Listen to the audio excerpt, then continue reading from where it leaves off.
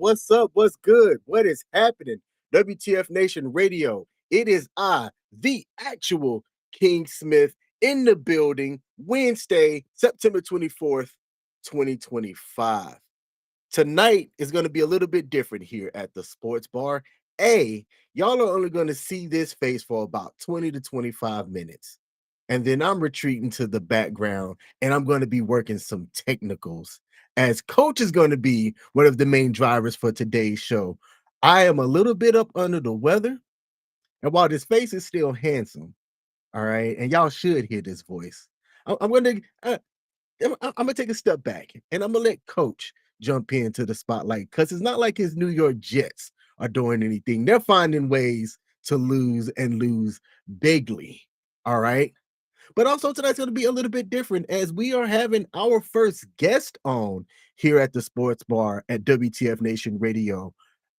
We covered the Rampage Jackson incident. Rampage Jackson is the son of MMA legend Quinton Rampage Jackson. And about a month ago, there was an incident in which he went off the handle, lost his ever-loving mind, and attacked another U.S. Army veteran who goes by the name of Syko Stu, aka Stuart Smith. And there's been some fallout from that, and we're going to have an update here exclusively, and for the first time on WTF Nation Radio. Another veteran who is also a wrestler had some fallout from that. That is an unintentional fallout, and we are going to have him on live to share his side of the story and clear some things up that is a little bit murky out here. So I don't do this show alone. We got my main man, the man behind the fence. He used to be the avatar. Now you get a chance to at least see his forehead sometimes. Coach, let the people know. What do you hear? What do you say, ladies and gentlemen? Oh, this is going to be a fantastic night tonight. And you know what? I got to get my drinks in early. Not only are the Jets 0-3, but somebody else's fantasy team is also fucking 0-3. And I'm a little pissed off right now because I drafted a New York Jet and I shouldn't have fucking done it. And I'm getting dangerously close, King. One time might be around the corner, my friend. One time. Man, you went from champ. What do you hear? What do you say? Hey, man, you went from champ to chump so fucking fast. It is hilarious how last year's champion is now this year's laughing stock. And that's going to get us into a really good transition as well. Do you have anything before we go into our fantasy football updates? I did start 1-3 last year and then pulled off undefeated for the rest of the season, so I will mention that. Get the F out of here. Okay, well, we shall see. Let us know where y'all are checking in from. If y'all are tuning in tonight, we are one of two shows tonight. This is the sports bar. Coming after us, Giggity, is the Smoke Pit, hosted by Radar. Now, like I said, Coach mentioned that there are people that are 0-3. He is not the only 0 out here. As I get to where I can share my screen, as I'm going to be owing somebody a pair of Jordans here by the time that the way this is freaking going.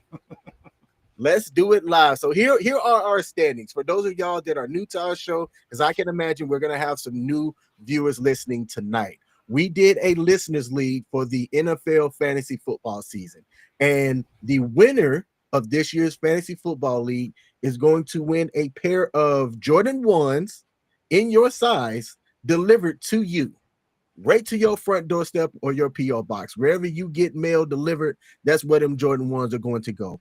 And a $50 Amazon gift card. That's right. If you tune into WTF Nation Radio, we give away cash and prizes. We have a quiz show that we do from time to time where we give the winner of that quiz, if you get fortunate enough to be better than me, we give away all kind of things here. But the only way that you're going to know about it is if you tune in live or follow our social medias. We're the Sports Bar on WTF Nation Radio on Facebook, and follow WTF Nation Radio's platforms on Facebook, YouTube, X. I think we got Instagram. we have all the social medias and U.S. Army WTF moments as well. But look at Coach down here. Let me see if I can zoom. Let me see if I can zoom in on him. Let me make this a little bit. Here's the funny part about this is that as you're zooming in, this week's matchup is myself and Team Radar. So 2 0-3s going against each other. It's almost as bad as Monday Night Football is going to be next week when the Dolphins are going to be playing against the Jets. Oh man, Both of them 0-3, and that game I feel I will definitely be putting on the Manning cast because there is no way that game is going to be bearable listening to Brain Dead 1 and Brain Dead 2 on ESPN. You have to watch the Manning cast in order to get through next Monday Night Football game. The NFL need to do something about these lame. The Monday night games have been good, but the Thursday night games, even before the season started, you're looking at these going, who wants to watch these? It's the only way that they can, and I'm actually going to bring it up of why we have Thursday night football. It's the only day that was not called for other than Tuesday and Wednesday during the week. Thursday is the only night that has a free run on football. It is signed into law that Friday nights are always for high school football. Saturdays are always for college. Sundays and Monday evenings were for professional football. It's signed into law that way so that there was no competition between the three divisions of football. Now, Thursday night was brought up because the NFL wanted to expand, and they already included Thursdays as part of it for the past 30, 40 years. Remember, this all started because we always play Thanksgiving games. Thanksgiving's a Thursday, so it's been a viable option. Now, with a 17-week schedule, all 32 teams have to play at least one Thursday night game, and that is fair. I give that fair. Yes. Everybody has to play it. So everybody's going to have one real shitty part of the week.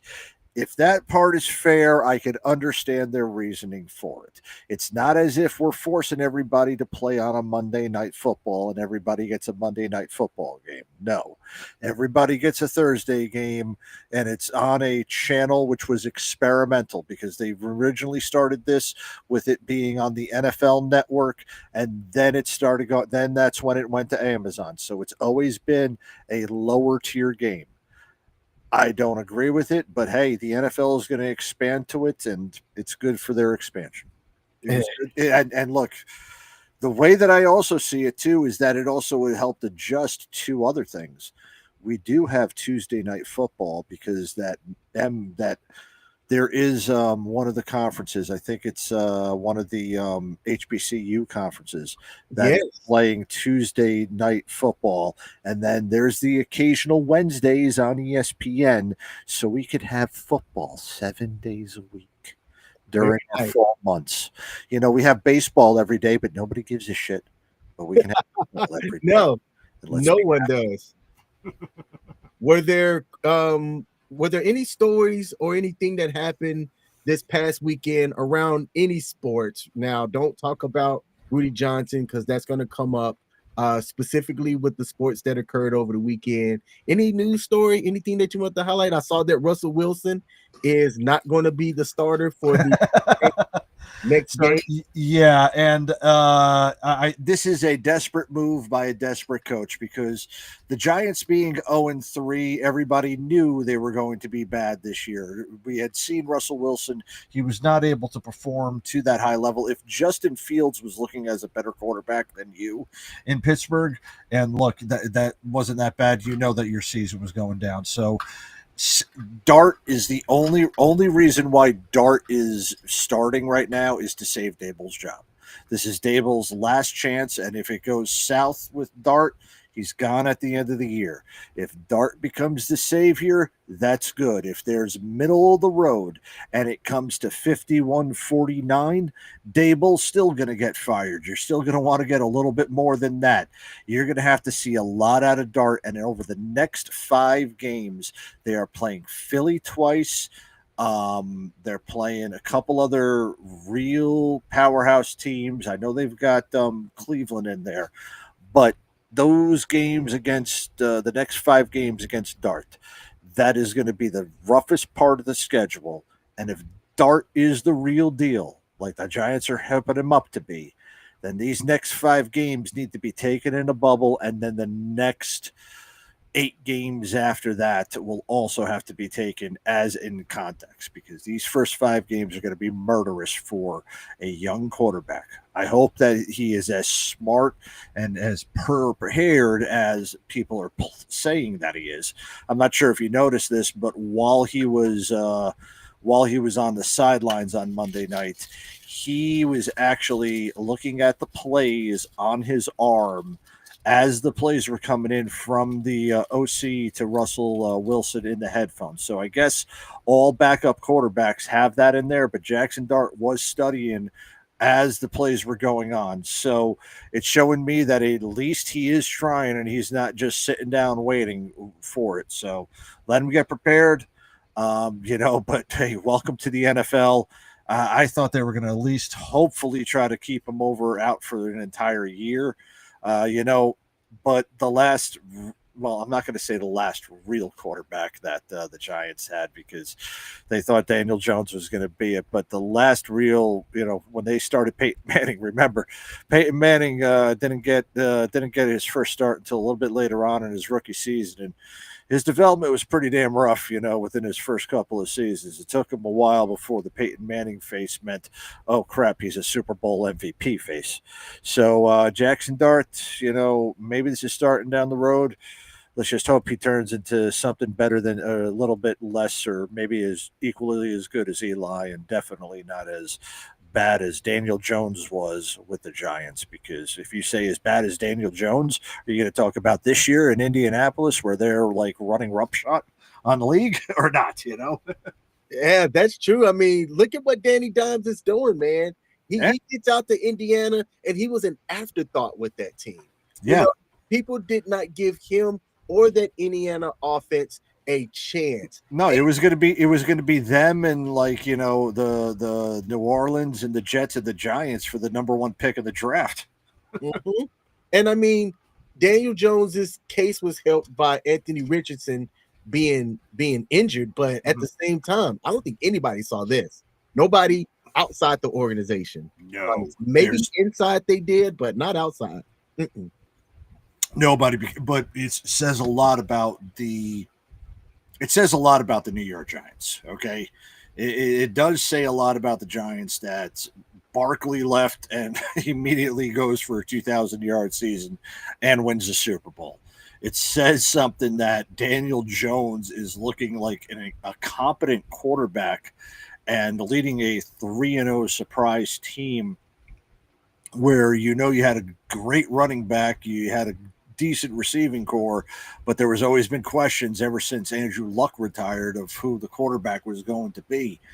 And it looks like you got something over there good with Jones. It is telling that Sam Darnold, used to be on the Jets. Now he's a starting quarterback in the NFL for 2 separate teams. Seattle now, and was with the Vikings last year. And by the way, I wish the Vikings would have him. Bet the Vikings are protecting themselves in the ass for getting rid of him. But now no, they're not, because Wentz has just went off there. We'll get to him in a minute. But everybody leaving New York. It seems a lot of young players can't make it in New York because, well, both of those organizations are run by nepo babies. Best way to call them. So great for Daniel Jones, great for them, and let's just say this: there is a lot of bad football being played right now, and like the teams that stink really stink. some of the teams that are surprisingly, staying in the hunt are not the ones that I thought were going to stink. Like I thought what's it called was going to be bad. I thought Carolina was going to be terrible, and all of a sudden, Atlanta is getting shut out by them. I thought Atlanta would be different with year 2 of Penix, and no, oh my goodness, Penix looks terrible right now. And obviously I did not think Miami was going to be off to an 0-3 start. I definitely thought the Jets would be, but I also didn't think the Jets would be the 2-1 in moral victories. Like those ever fucking count. But, yeah. That's true. That's true. Now, let me see. I want to acknowledge some of the commenters that came in early. Shout out to Sean Brock said, woo! Hey, Sean, appreciate you tuning in. We got my lady in the building. God happened to me, said, have a great show, gentlemen. First of all, thank you for tuning in. Love, I appreciate you and your support. We got Insomniac James in the building, said, I saw Rajah's only getting 6 years. Insomniac James, make sure you tune in and listen, because backstage, we have a guest that has intimate knowledge with what had occurred and has also had some really negative fallout that has happened from it. And we are exclusive here at WTF Nation Radio with having this person come on who was also an Army vet and share his story and clear some things up. So be sure to keep tuning in. We got Pop Culture Warrior said, what do you hear? What do you say? With a winking emoji. And we only know he popped in because his ass is undefeated in this league, which is a stark contrast in my other league where he is 0-3, just like Coach. You know what? There is something to say, though, because CQ was on auto draft, right? He never showed up. He was on auto draft and just happened to it. Yeah. I was auto drafted last year, even though I told you guys to wait up for me. You did it anyway. But I got auto drafted and I still ended up winning. So there might be something as far as this auto draft is coming up, I agree. And just like I'm you just said, saying that. And just like you said, it's not about how you start, but it is how you finish. Now, Coach, last thing before we transition, Bama is coming into what should be their first real test of the season, and they're playing Georgia at Georgia. Georgia's undefeated, ranked number, I think, 5. Yep, they're 5. Bama's 17. Right now, Georgia's favorite to win by 3.5. Realistically, does my Alabama team have a chance? Yes or no? King, I'm not going to lie to you. No. I mean, your entire your state is so close to just basically getting rid of him and firing him that people were excited for the Powerball so that they could hopefully get him fired. I'm that doesn't bode well for anybody, regardless of what type of industry you're in. That is a terrible thing to look at, as far as if people want you fired immediately and just want you gone because you're that bad, and they're willing to put up money that they won on the lottery just so that you are no longer the coach. Yeah, you're not going to make it, and you're not going to be winning over any fans. And if you think that you're going to beat a top 5 team this season, you've got another thing coming. Unless that team is Tennessee, who likes to choke, but they also so did what's the one, Debo? Oh God, Clemson. That's the one I'm thinking of. You're not choking as bad as Clemson, but you're choking pretty bad, buddy. All right. Shout out to Corey Ritchie said, what do you hear? What do you say? What's up, peeps? Hey, shout out to you, Corey. Thanks for tuning in. There are several top 25 matchups in this upcoming college football schedule. You have USA playing against the Fighting Illini. That one's going to be at noon. That's the first top 25 matchup of the day against 2 top 25 teams. LSU versus Ole Miss, number 4 versus number 13 at 3:30 over on ABC. Ole Miss is favored to win by 1.5. Ooh, that one's going to be that kind of surprised me. But Ole Miss has got a good team this year, man. They really have looked pretty decent, and hey, anything can happen in the SEC. Yep, and then to end the night, There's the Alabama versus Georgia at 7:30 on ABC. But the real eyes, and most people are going to be on number 6 versus number 3, Oregon, traveling to Penn State, where Penn State is favored by 3.5 points. So be sure to tune in. A lot of great games upcoming over the weekend. Now, we're going to transition because we've got to get ready to cover this interview. So the next two things we're going to cover real fast here. And I know Coach isn't going to talk about this, but we're going to bring it up anyway. Coach, according to Kicks and Sports Illustrated, the Angel Reese ones by Reebok sold out within minutes online and is apparently doing extremely well. And it even went so far as to get rated a 9 out of 10 for not just the looks, but the performance of the shoe as well. So what say you, Coach? All right, first off, let me ask this question as the resident kickmaster here. Who were the people who reviewed them? Sports writers. Sports writers. Okay.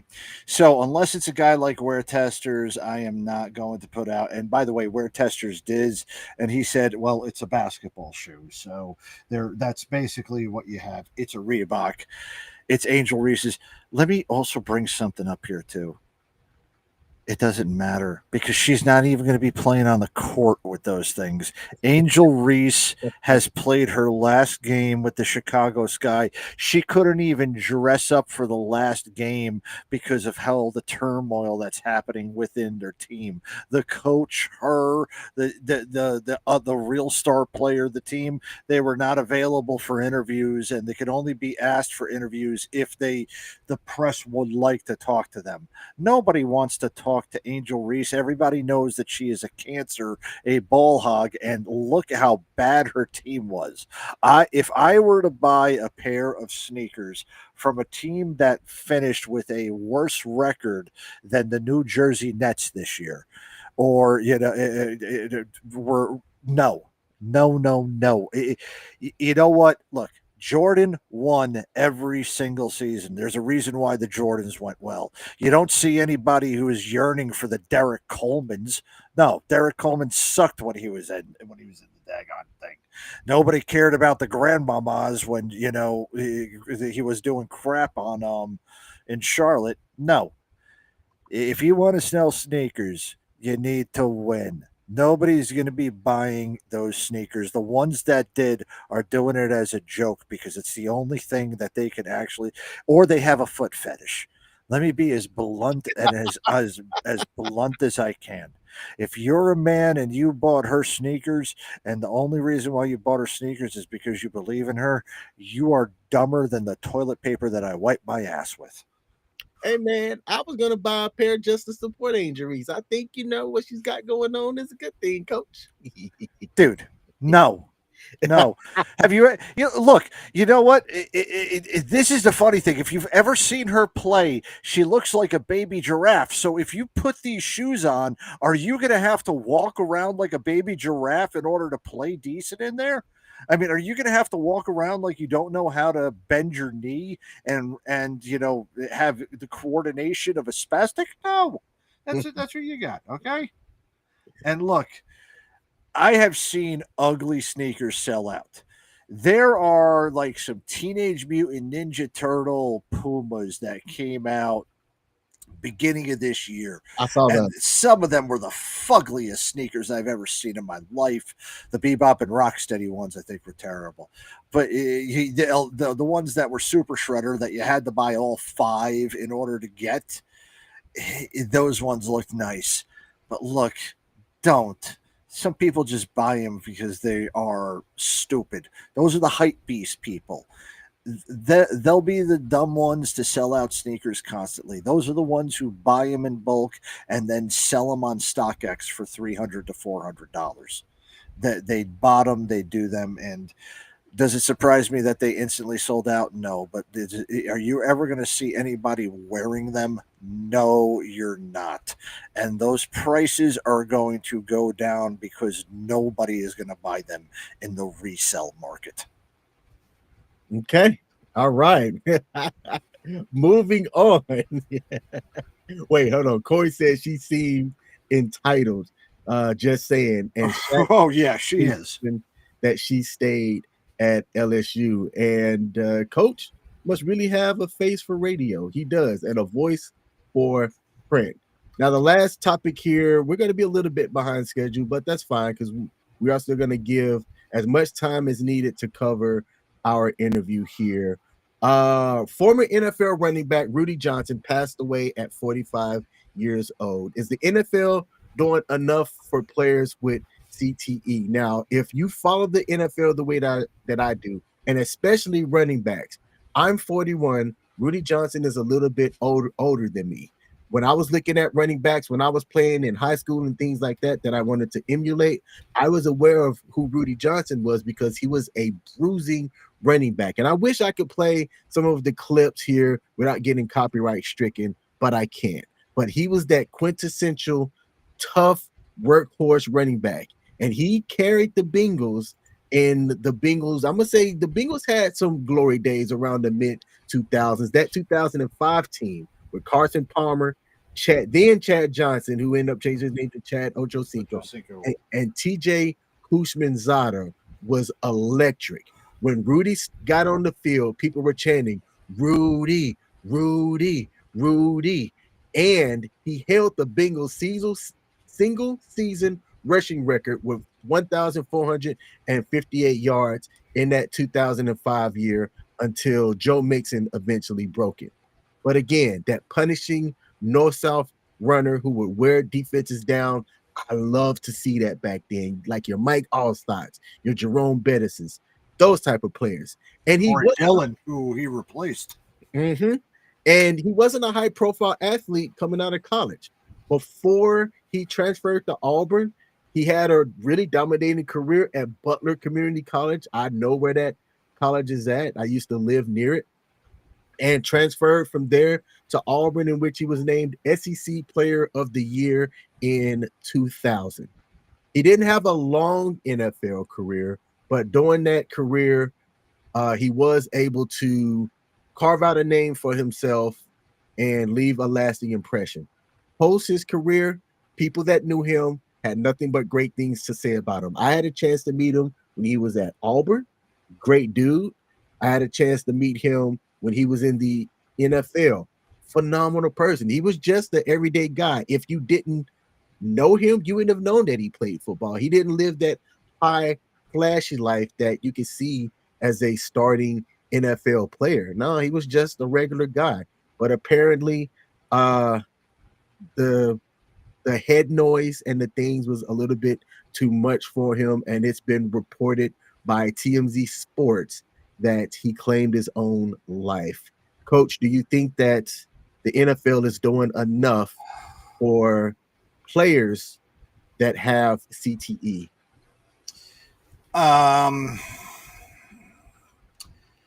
If I say yes, you have to realize that in that same breath, I am saying that the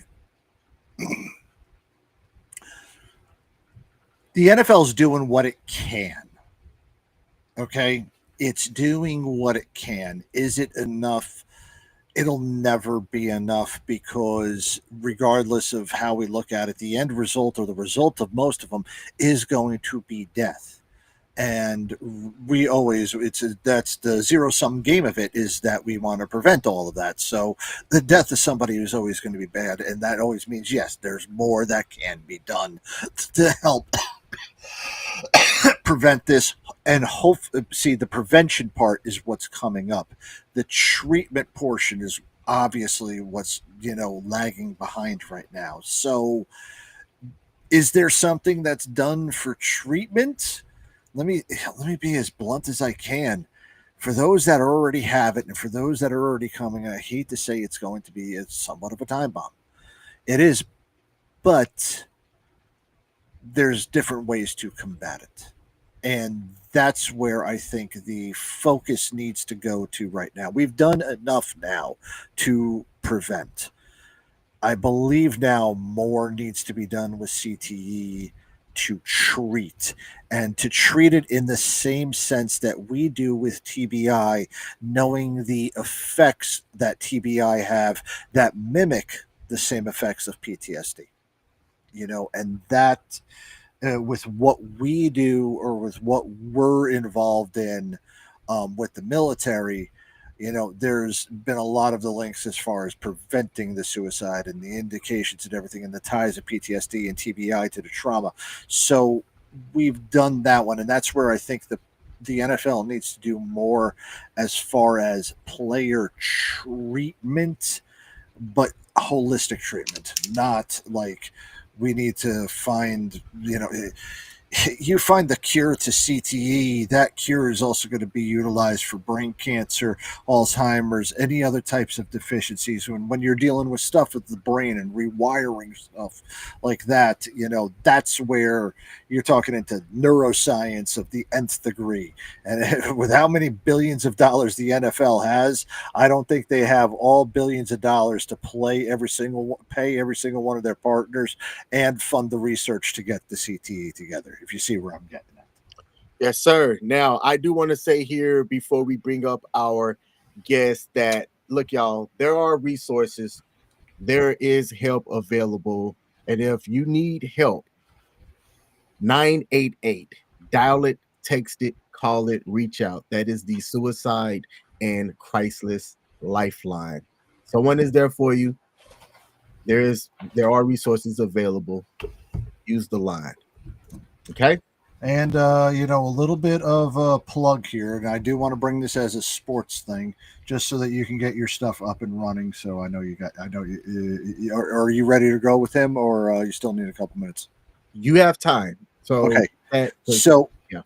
For all of our active duty, reserve, veteran population that's watching us right now, or checking the replay of this, or possibly watching this on a clip, also know that there are organizations such as Give an Hour, there's the Military One Source, as well as the Stephen A. Cohen Clinic, that provide mental health services that are not reportable through military health care, do not come up on any type of report or anything like that goes to commanders for upcoming appointments. So it's outside of any type of chain of command. I know how active duty and reserve and National Guard feel about that, but for my veteran population, for my veteran brothers and sisters, this is also provided to you at no cost. So they do ask for insurance. Obviously the VA is taken, other insurance is there, but there is no cost to it.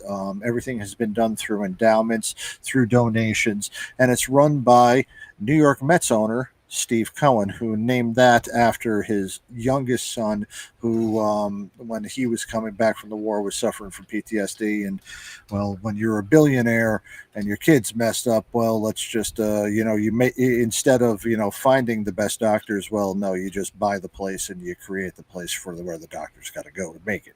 So that's what he did. That's where the Cohen Clinic came from. It's a great resource that's available for everybody and anyone who is suffering from any types of additions. Like I said, it is at no cost to you and provides short-term mental health care for you, your family, and that's the entire family can attend at no cost. Awesome, man. Thank you for that. Now, if this was a happier way to introduce my guest here, being that he was a wrestler, and I'm going to let him speak on why it was. Coach actually would probably be the best one to do this, but I would say something like, and now, ladies and gentlemen, coming to our live stream, hailing from the West Coast, former military veteran, and I would have just gone into it like you would hear a wrestler. Coach is probably way better at doing that than me, but we have a guest backstage, Kevin Thomas. Kevin is going to come on. Kevin is a U.S. Army veteran, so I want to give him a salute and thank him in advance for taking the time to come on. He was a wrestler for Knox Pro Wrestling for 8 years, and in the aftermath of the Syko Stu and Rampage Jackson incident, he decided to walk away from wrestling. Now, similar to, I'm not going to say similar to, because I'm not going to put words into Kevin's mouth.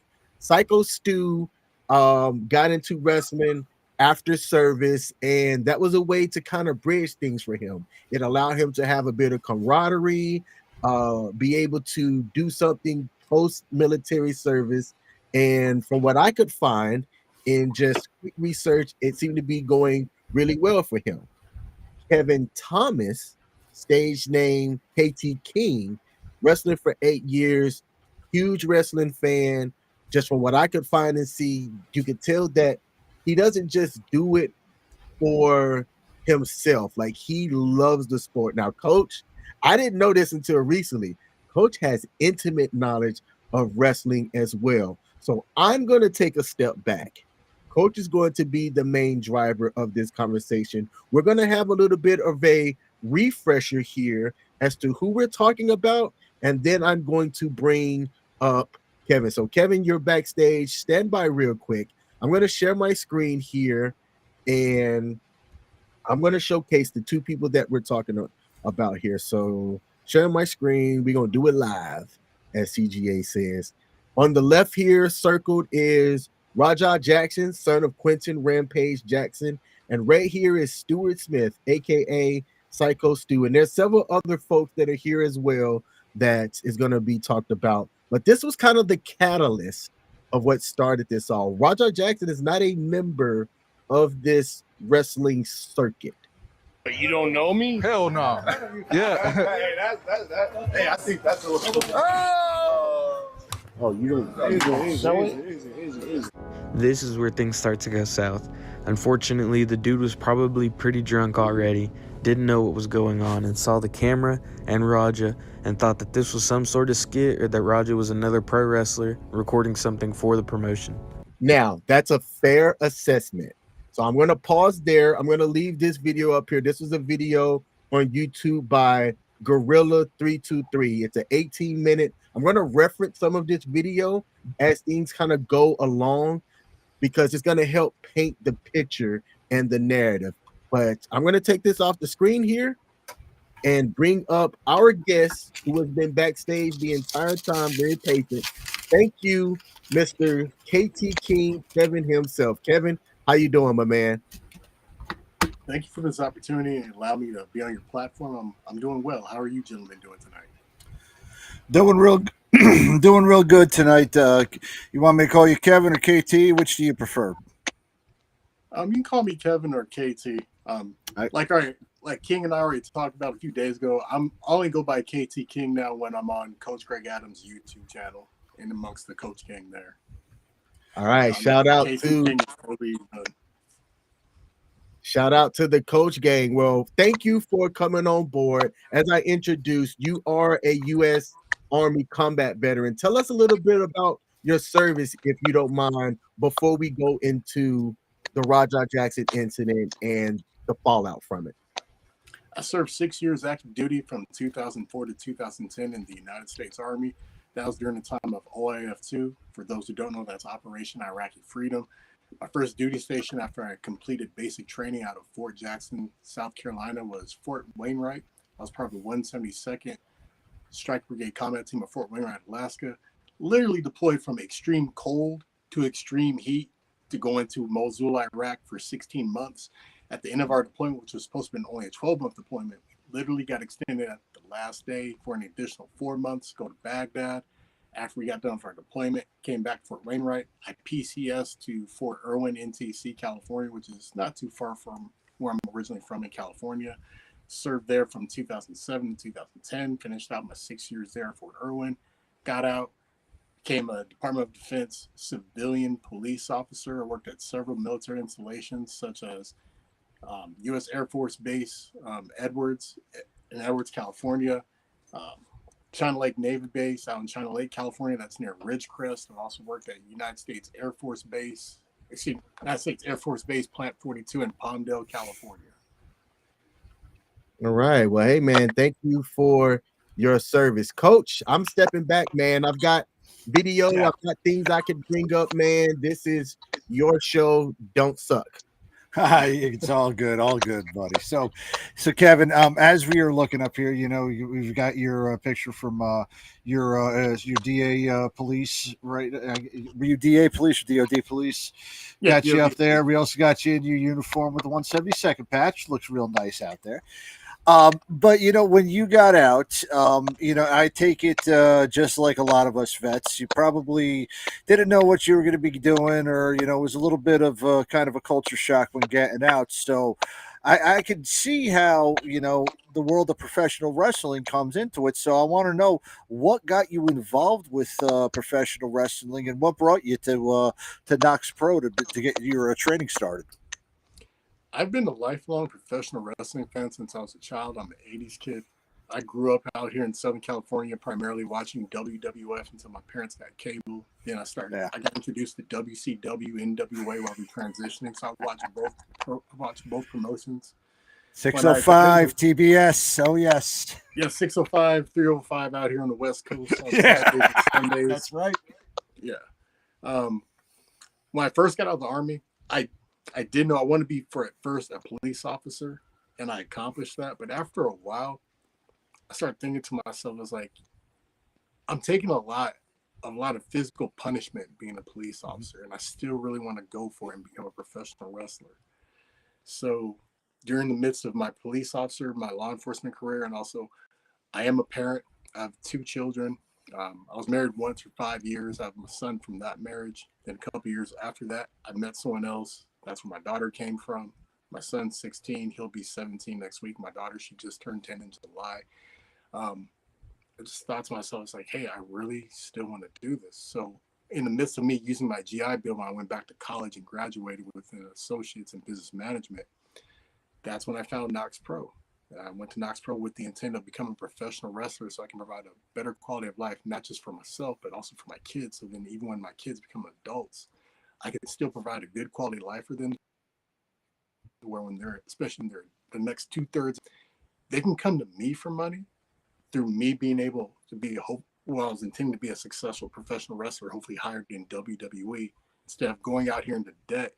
If they ever get into a financial jam, I figured I just put my body on the line for them through professional wrestling. That's really why I wanted to do that. It's for the passion, but also to always be there for my kids.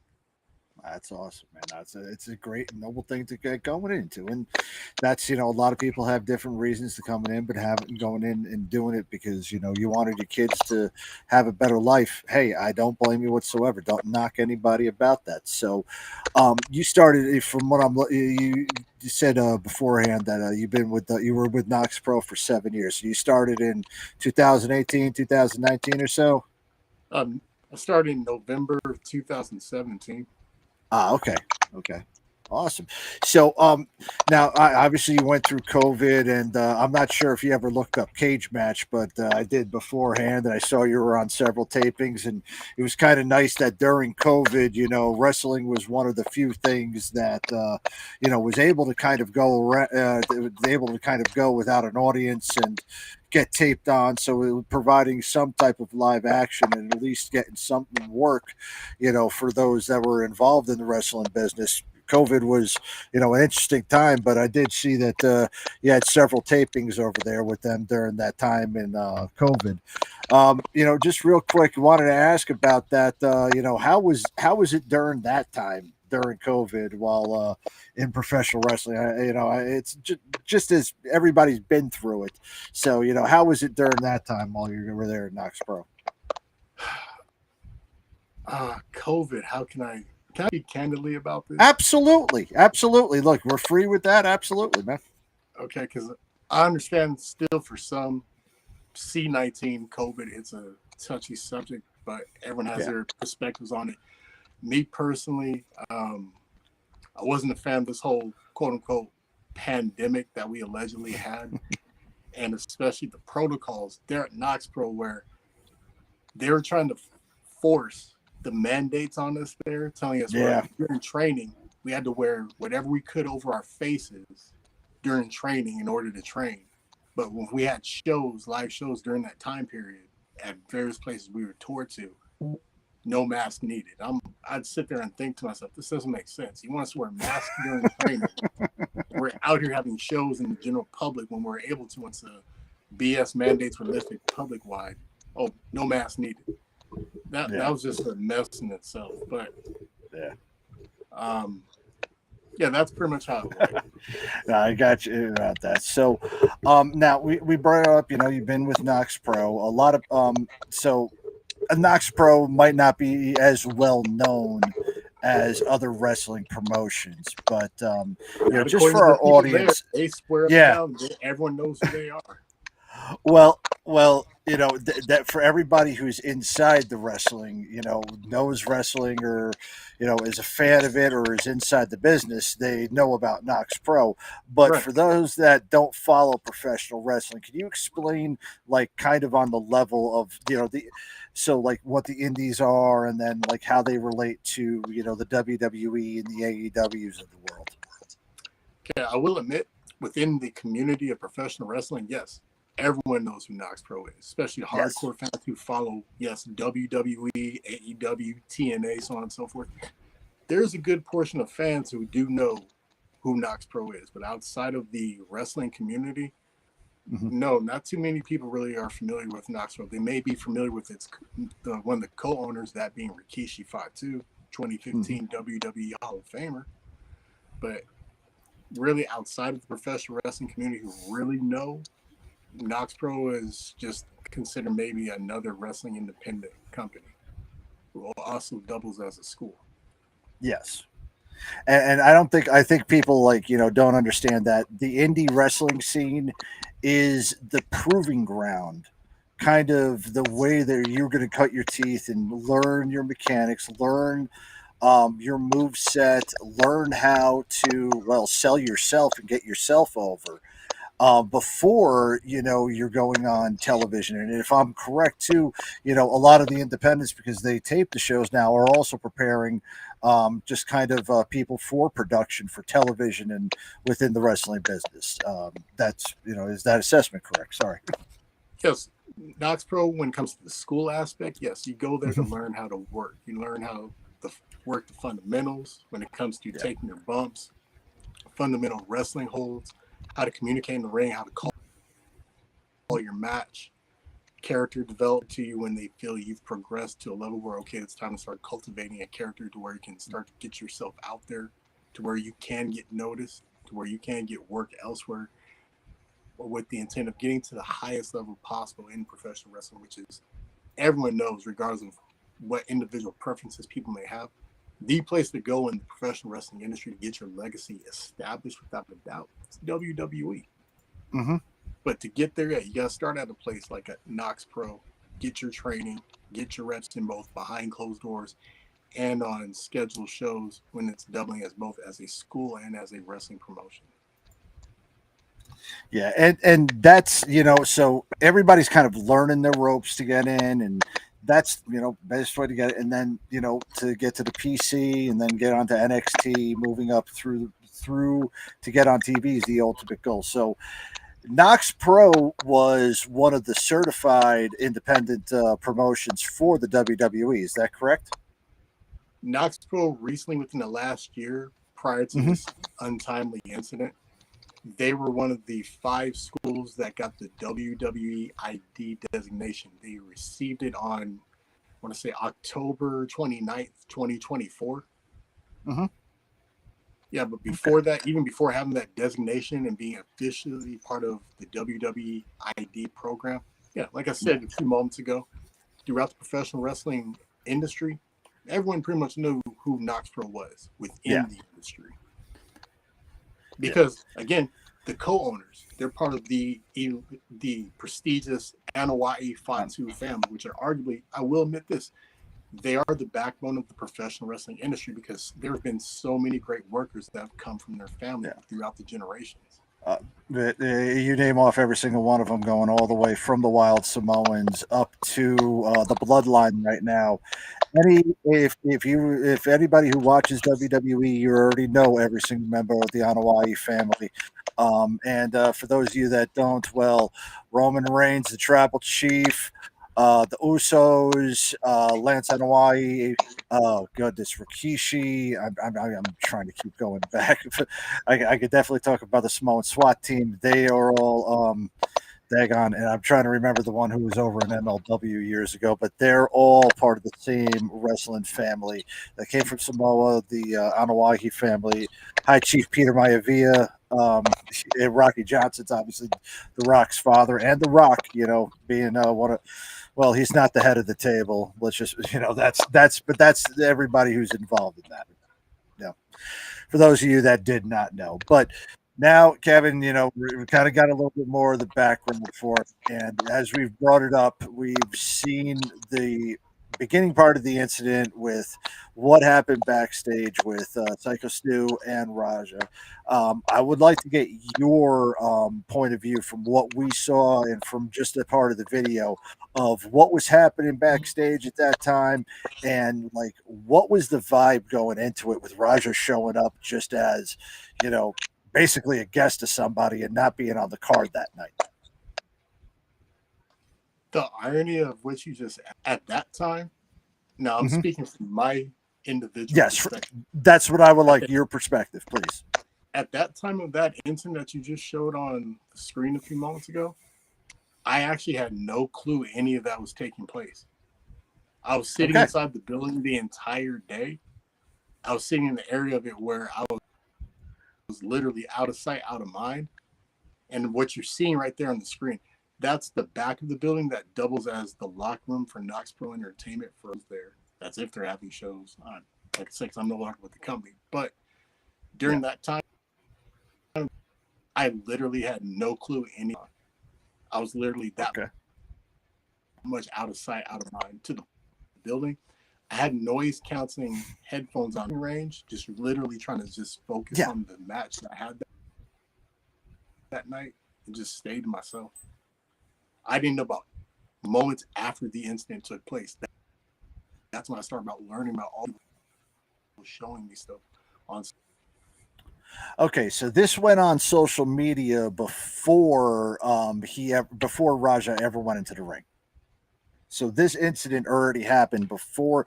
Obviously, this incident happened before the show, but this hit social media. This was shared before the show went on that night. And after. Okay. I will say this when it comes to this part of it. Normally, when something like this happens, there's supposed to be people getting brought in, special talent, celebrities, whatever you want to call them. Normally before a show, there's what's called a production meeting where everyone that's worked the card that night or gather around the ring. The booker and the co-owners of the company, they'll go over the card, say who's working with who, what. If something like that's going on, they let everyone know. This night, they didn't do that. Production meeting at all. All they just talked about was what the show was going to be, talking about in-house issues when it came to behavioral issues. And there's no mention of Rampage Jackson being there. Matter of fact, even during the production meeting, he wasn't even there. Okay. There's no mention of him to the general list at all. So who's usually booking for you guys? Usually it's the booker is Sarucho, aka he's a wrestler there named El Presidente. I don't put his real name out there because allegedly from a few weeks ago when I last had contact with him, he's allegedly getting harassed and threats, so I don't put his real name out there. No, understand that. Yeah. It's usually okay. him. It wasn't like Rikishi or I'm glad you brought that up, Coach. Now when it comes to Rikishi, normally he's part of the booking, but for this particular show, he and his son Famiko Fatu, they're out of town. They're doing a autograph signing on Friday in Mississippi of that week. Then on Saturday of that week, they're in Memphis, Tennessee. So Rikishi, he was literally out of the loop. He had no clue any of this was going on. But normally the bookers are including him, but not for this show. It was Sarucho, El Presidente, a wrestler who's part of the Anoa'i family named VIP, and Reno Anoa'i. who's also known as the Count of California Black Pearl, who was there. Yeah, that's why I wanted to bring up out there, because Reno's also one of the head trainers and owners of Nox Pro, so he was privy to that whole thing on that video. Yeah. Yes. Okay. All right. That's another thing too that's been put out there falsely. During my 8 years of Nox Pro, I've never been part of management booking team. I never was an employee there at Nox. Just a person with seniority in there for a while. Yeah. I was started as a student / worker, not an employee of Nox Pro, not management. If anything, I just try to be at times a voice of reason and try to step up to be a locker room leader. No, I understand that. But you would still be booked on the cards, and you'd still be the locker room presence for everybody that was coming through there. So let me ask this: so when guests do come in and are playing a part on a show, is there somebody? I mean, back in the day, you used to hear about guys like Shelton Benjamin, the legit shooters that are on the place. That if somebody got a little bit mouthy or really tried to get a little bit overly aggressive, there would be a legitimate shooter to be the guy to kind of, the best way to say it, gatekeep what was happening backstage and keep the kayfabe alive of professional wrestling. Was there one there that evening with Nox Pro? Question. Normally, we don't have something like that. Usually that's just taken care of, that's squared away by the actual management and the bookers. Especially if it's like this was done spur of the moment as we go along here. But normally when we have advance notice, hey, we're going to be a part of the show, they're already talking with them by phone, and also to bring them in to walk through what they're for this. They didn't do anything. So Raja's not in the production meeting. He's just basically brought in, nobody's checked to see if he's even gone through any type of, wrestling school or anything like that. So we don't know what type of experience he has. I take it he's also bringing his social media team with him because this thing's streaming with that. And I guess you guys probably don't even know who those guys are. And this is turning into a chaotic situation even before the show's starting. Am I correct? Again, from my perspective, during the actual time this all took place, I had no clue about any of this. But when I found out after the fact, that's when I started getting all the details, to where they just did this because Andre Hudson, also known as AJ Mana, brought him there. Okay, now so because he brought him there, they're just throwing him on there. That's what they did. Yep. Now, so this is a good part. I'm going to play this next minute and then a follow-on video that kind of leads into what then later happened in the ring. So for those of y'all watching and viewing, take a listen. I didn't know. I thought you were camera. I get it. We're working out. Well, he's gonna come out on your mat, Juice. I know you keep thinking. So who's that talking right there? The guy with the tattoo sleeve. Who's that talking to Syko Stu and saying that we're gonna work it out so that he comes in during the match? That's co-owner of Nox Pro Entertainment, Reno Anawai, also known as Count of California Black Pearl. All right. So this is like upper management. So yes, at this point, he came in. He told Stuart was sitting down. We showed the video of him trying to shake his hand earlier. He said, "Hey man, I didn't know. I saw the camera crew. I thought, I just wanted to put on the show. I'm apologizing." So this is what people saw very publicly on Raja Plus Kicks channel, which is now no longer an active channel. So I'm going to play a little bit more of that, and then I'm going to give the floor back to Coach. We're always working. I get it. I get it now. Now you know what I'm saying? Yeah. We're always working. So we'll set it up. I'll have him come out during your mat so we could fucking seal the whole thing, and we'll make something out of it. You know what I'm saying? All right. Well, now you just involved fucking Rampage himself, because that's his boy. All right, now who's the cowboy hat that just walked in? Okay, that hat who you also just heard say your agent. That's Andre Hudson as AJ Mana. Okay, And so also to because add he's to gonna this, play something. Mhm. Yes, go ahead. Also to add to that, we can talk about this in detail as we go along. This isn't the first time Raja Jackson and or Quinton Jackson has been to a Knox Pro event. We can elaborate on that as we go along. Okay, so I'm gonna play a little bit more of this. No, he can handle it. Yeah, I can handle his own myself. Yeah, I shit. can handle myself. Rampage gonna come whoop your ass. You don't need his dad. He handle his own shit. Yeah, I got my own shit. After setting up the interruption for Raja on Stu's match, AJ comes over and lets him know the game plan and tries to explain what went on with Stu. I was in the swing. No. What he thought was he was a pro. I just said. Yeah, another thing is, even when we are working like that, you don't fucking, you know That's what I'm saying. But he doesn't So, know him like that. He don't. He's a fucking idiot. Hey. So when you run in on his shit, you fucking give him his receipt. Remember? Give him his receipt. Now I'm gonna take that off and I'm gonna play another video here because I'm like, I don't know wrestling. So I'm like, well, what's a receipt? So I'm gonna let Stone Cold Steve Austin explain what a receipt is. What's a receipt? A receipt is if you lay something in too hard, then the other person's got to send you a receipt that says, hey, dude, settle down. So anyway, a long time ago, I was working with the big boss man, Ray Traylor. Ray Traylor's about 6'6", 300 pounds. And Ray hit me with about 6 lefts. He knows I'm only going to take a few more. So finally, I've decided I've had enough. So I picked up Ray, I sent him into the ropes, and I told him, I said, watch your clothesline. I decided, this was a receipt. I'm not going to give him a clothesline. What I did, I balled up my fist, and as he was coming, I went, bam. I hit him right between the eyes of my forearm with everything I had, and Big Ray went down. But he looked up at me like this, and he had a smile on his face because he knew he fucked up. And he goes, okay. So I'm gonna play a little bit more of that video here again, and then pass it back to Coach here. So that's what a receipt is. What a receipt is. Give him that fucking receipt, bro. Tag this shit. If you got a fucking problem with it, I'll fucking run out there. Tag this shit, bro.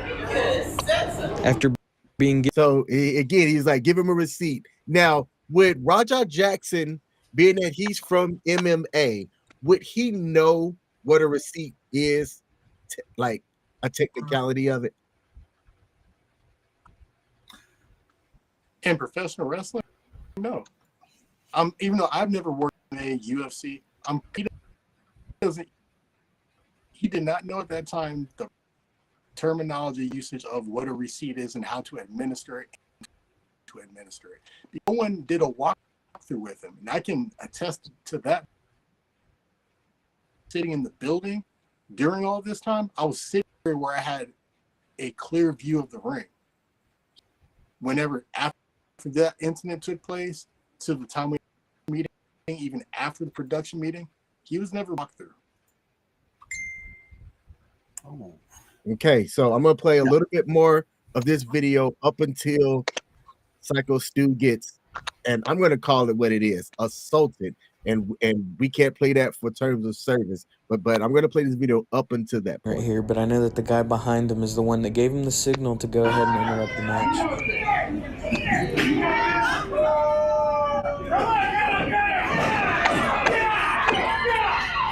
I'm so sorry. No, stop it. You! Get away!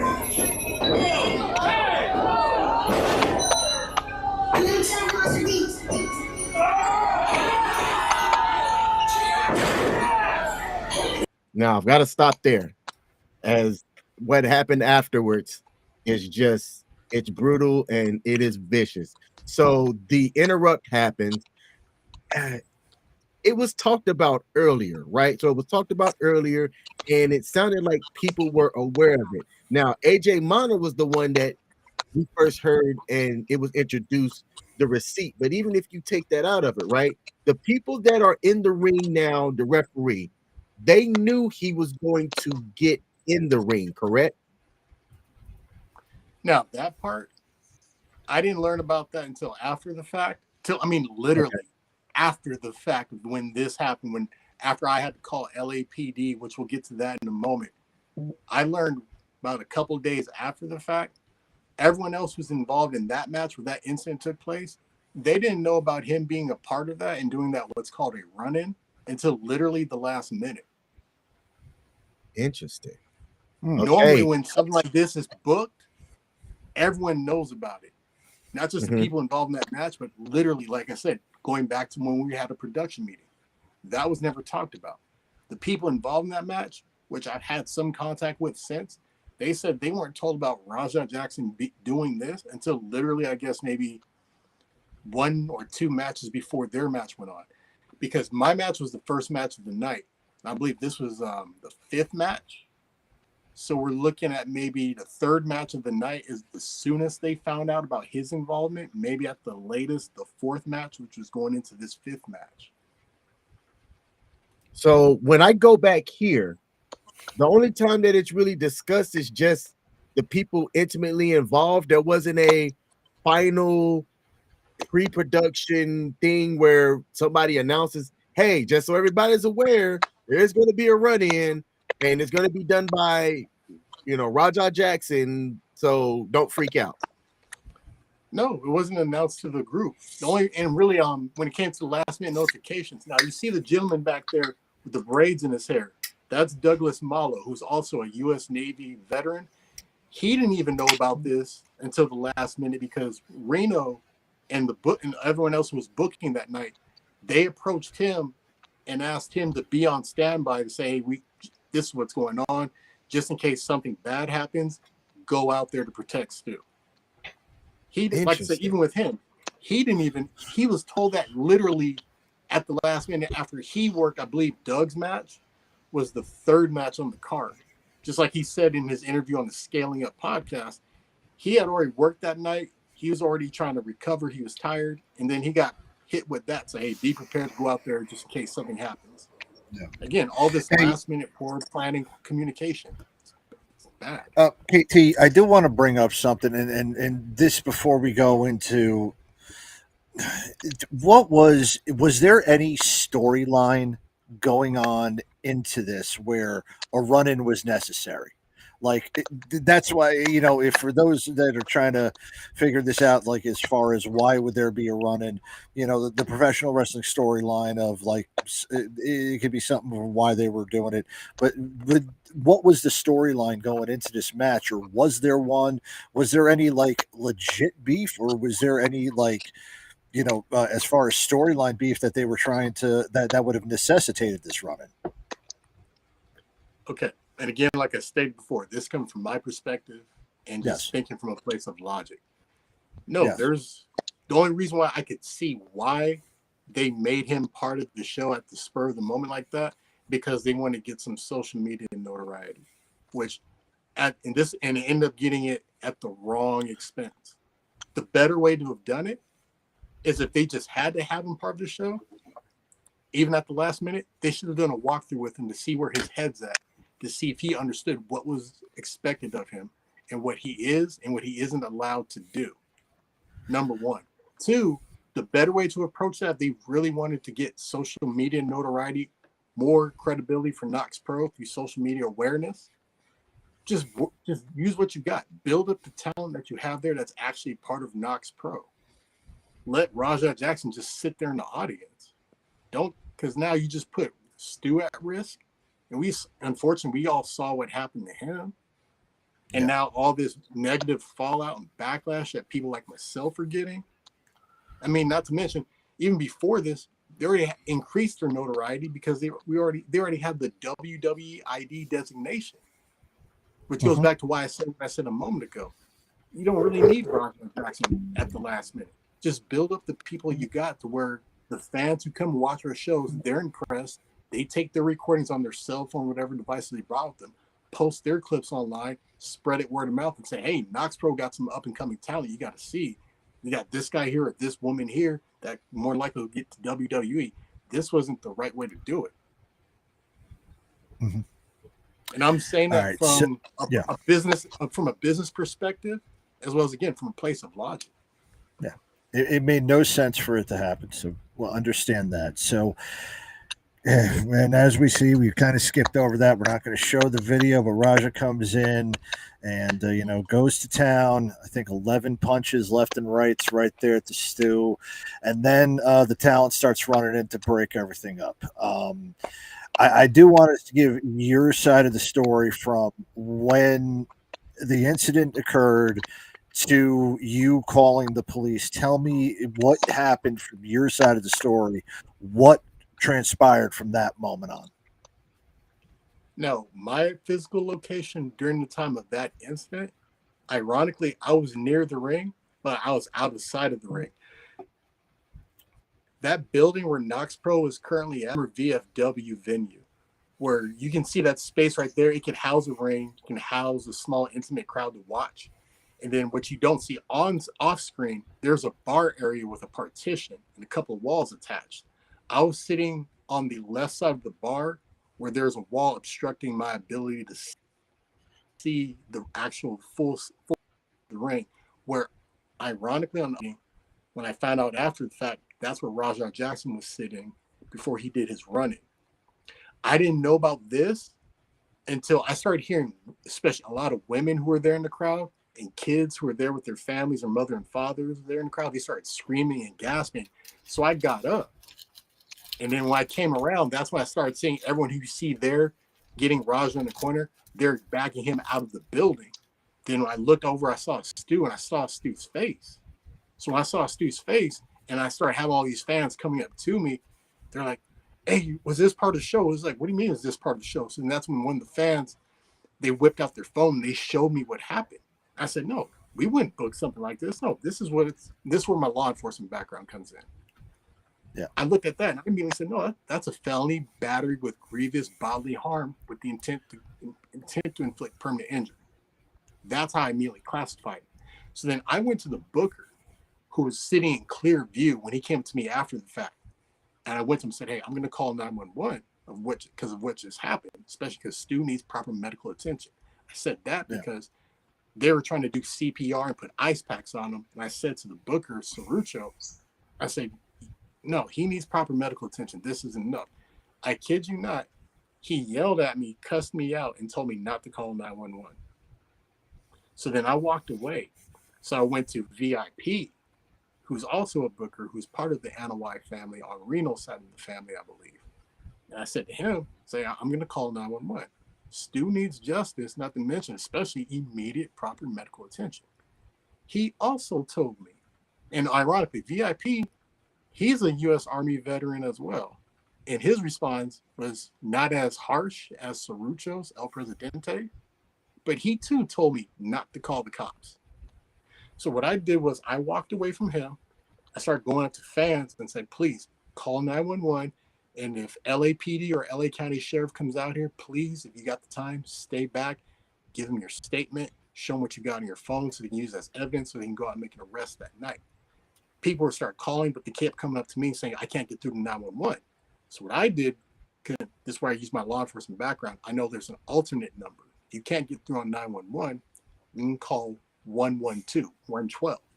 As soon as I called 112, I immediately got through, gave them my assessment of what happened, told them where to come, and said, especially, please expedite medical services. He's been severely beaten. After the fact, like I found out after the fact, Stu was in that ring choking on his teeth and blood because of the 22 punches that were administered to him by Rampage Jackson out of a state of ignorant violence. Damn. So, KT King, man, it's King again. I'm confused, brother. So if you were doing that, you were supportive of another veteran that just got assaulted. How in the hell is it that your name gets caught up in the mix and it's intertwined in bad news to where you have death threats aimed at you and bad things that are lobbed against you that you have to go to court to defend yourself on? Explain that. About that. Okay, so we're going to fast forward 2 days after the fact. There's a show I just found out at the last minute on August 25th called the Scaling Up Podcast. It's hosted, ironically, by I believe it's Eric Kandinsky, and his friend right there to the left on the other side of the couch, on the other side of Doug. I forgot his name. They did a podcast, or they have a podcast on YouTube, and it's also available on where you can download it for audio usage. Along with Doug, who was there doing the interview, to Doug's immediate left, there's amateur boxer from Southern California, Ian Captain Morgan, who used to be part of Knox Pro recently. He took screenshots of the group chat from Knox Pro's Facebook Messenger group chat, and he synced it up with his statement to try to implicate me and people not to cooperate with law enforcement and to be deceitful. As soon as that came out, I literally started getting bombarded with harassment, probably through Instagram, some on Facebook, and not just towards me. People are also making threats to my kids, to including some people are figuring out I'm a single father or a co-parent father, however you want to word it, saying we're going to find out where your kids are at when they're not with you. It was that bad to where not only I don't live in LA County, I live in San Bernardino County. So I had to contact the San Bernardino County Sheriff's Department because they have jurisdiction over where I live. I had to get back in contact with LAPD after I had already gave LAPD a statement on Saturday night. In my statement, Rampage Jackson for the felony battery and grievous bodily harm he did to Stu, to let them know about this, to add this to their investigation. So now, like I told you earlier, I have a child from when I was once married. I'm divorced, my son, and my daughter from another relationship post when I was divorced. Their mothers found out because social media, and now I'm in family court under the what's called the best interest of the child standard, which is vague and ambiguous already to begin with. Having that weaponized against me because it could be seen as if all this going on, it may not be in my children's best interest to be in my custody because of these threats. Regardless, I didn't do anything wrong. They don't want the court can view it as, oh, well, we don't think it's safe for your kids to be with you right now, so we're going to put sole custody of your kids to their respective mothers. All because of misinformation out by Ian Morgan on the Scaling Up podcast. I even went direct with Ian Morgan on Instagram, trying to reasonably talk with him about that. I direct messaged the people at the Scaling Up podcast to their respective Instagram accounts. They've ignored me. I've had to file multiple reports with San Bernardino County Sheriff's Department, even to the point where after they did that on Monday night, someone immediately figured out where I live at, and they came to where I lived at. It was around 1:20 in the morning to about 1:45 in the morning when they left. I live in a house, and I can say where, and they access the backyard to the front yard. They start walking around the backyard, setting off all the motion detection lights. Now, I do live in an area where there's wildlife, and I live with family for right now. We know when wildlife walks in the yard, this was someone we could see the silhouettes.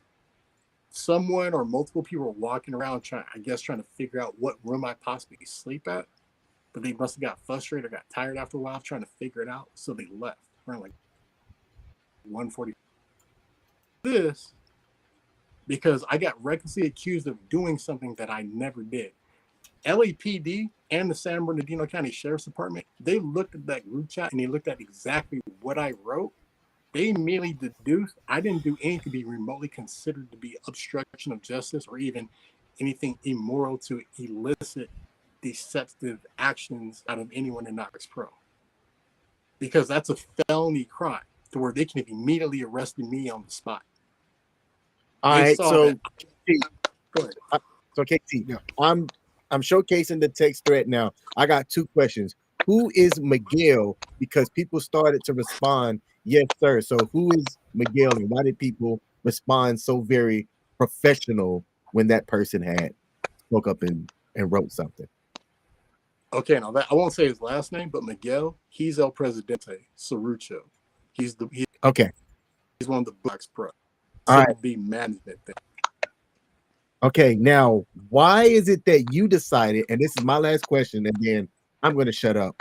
why is it that you were the one who decided to write maintain decorum here in this feed, and then please refrain from engaging in the comment sections? I know earlier that you talked about like you weren't in management or anything like that, but you consider yourself as somebody that has had leadership training and things like that. You've been in positions of leadership and things. You decided that you wanted to take it upon yourself to write this. What was your reason for doing that? And after you answer that, why do you think that Ian then on the Scaling Up podcast decided to highlight that and make an attack against you? Okay. I wrote about maintain chat. I said that from, again, like I said, I just want to try to step up and be a locker room leader, because prior to that, I don't know if you saw it or you still have access to it. It got put out during that chat on Sunday, August 24th, the connection of how Andre Hudson and Raja Jackson and why he was there. So people, they were letting their frustrations out and how they were, I'm being candid, they were pissed off with Andre Hudson, AJ Mata. So I said about maintaining decorum in the chat, just to keep things as reasonably respectful as possible so we can just not have infight. That's where that statement came from. I just didn't want to be breaking down to all out chaos because of what just happened to Stu. We need to be focused on making sure Stu is okay. And Stu's going to make the beginning stages of his recovery on point. Then my later statement was on the screen right there. I said, please refrain from engaging in comment sections on social media posts about this tragedy. It will be weaponized in potential criminal and civil cases. Fly low. I said to the group, because the majority of the people there, they've never been in situations like this before. They don't understand the legal side of these things, where I anticipated when people were going to see that footage, there's going to be some people trolling in comments, trying to say somehow this is Stu's fault. Like people have been seeing people making stupid comments saying free Raja Jackson and trying to say Raja Jackson's the victim. That's why I said that statement. So then people don't get baited into emotional arguments to where they start getting trolled. We're going to take screenshots and then say, oh, look at these people. These people are unhinged. They're unstable. Look at them. These people are just out of their freaking minds. Then my later statement, I said, if law enforcement and or the attorney for the suspect, Raja Jackson, contacts you in any way, let people here know about it. So just in case if they need guidance on how to deal with them, they can get an understanding of how to address them, especially for Raja Jackson's attorney staff, which I'm pretty sure his father's going to pony up and give him some money, give him like either at minimum one quality lawyer or get him a team of lawyers / attorneys with the intent of trying to get him off and trying to spin it on all on us.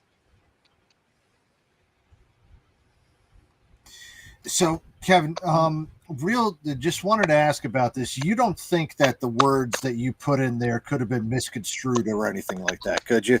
Because when I'm looking at it, I'm reading it, and I can understand you saying that as far as, you know, let's be cognizant online, because I'll be quite honest with you. Wrestling fans, they call themselves passionate for a reason, and it's usually not passionate in the positive sense that gets brought up in bad situations like this. So you don't think that they could have misconstrued that as staying nefarious or anything like that? It was more of don't engage in non-positive or non-constructive criticism, because wrestling fans will take, anybody's interactions and kind of run with it. Am I correct? Again, my intent was to speak from a place of logic and trying to keep people focused so they don't say stuff to where I already knew and I anticipated with how quickly this became viral. All it takes is for people who've never dealt with a situation like this to get baited into an argument through a comment section on any social media platform. And then that also is going to get added to a story that's been picked up by all these people on social media to now major news stream outlets. And then they're going to say, well, look at what this person said, and this person's affiliated with Knox Pro. Clearly, these people are not professional. They're overall, they're unstable. I want people to make sure, okay, if you see that, just do what you can to ignore it. Know that you didn't do anything wrong. and just don't get baited into senseless, illogical arguments. That's it. Now, As far Ian as said Ian what Morgan he had goes, to say right there, and then he dipped out the group. Now, this is the same person that's also speaking on this Scaled Up podcast, correct? right. And now with Ian Morgan, he'd only been there for like a handful of months. And during my time of like seeing him every so often, I never had any negative interactions with him. I never disrespected him and or his fiance who's currently pregnant. So I don't understand why he would want to take a screenshot of what I said and then manipulate it into me suggesting something deceitful, including assigning a title, me saying, for me to say what I said, it's coming from upper management to elicit being dishonest. I don't understand that. Talk with the police directly if they are LAPD. contacted, and to only let a certain group of individuals interact with the police. Yep. So, Kevin, let me. I just want to ask you this: when all of this stuff went down, your first thought wasn't about being a wrestler. I mean, I understand. Law enforcement's your life as well as your kids and as well as wrestling. But at that point, it had absolutely nothing to do with wrestling. It had to do every bit of it with the taking care of somebody else and responding as a first responder would. Do you feel that flack is unwarranted for you taking that action and being the human and responding correctly? What's your opinion on that? When it came to being in the moment after the fact, when I saw Stu conditionally, then my first instinct was, okay, that's great. People were in there trying to do what they could for what they knew for first aid. But I said, hey, we need to get professional medical EMT staff out here along with local law enforcement to deal with this. This is not a situation where, okay, throw some ice packs on him, let him walk it off for a few minutes, he's going to be okay. Clearly, especially when I saw after the fact, because I didn't see it when it first unfolded live. I didn't see it till minutes after the fact when people were showing me on the phones. I immediately said, we need to get EMTs and local law enforcement out here immediately. That's a human being in there. This isn't about Knox Pro and WWE ID.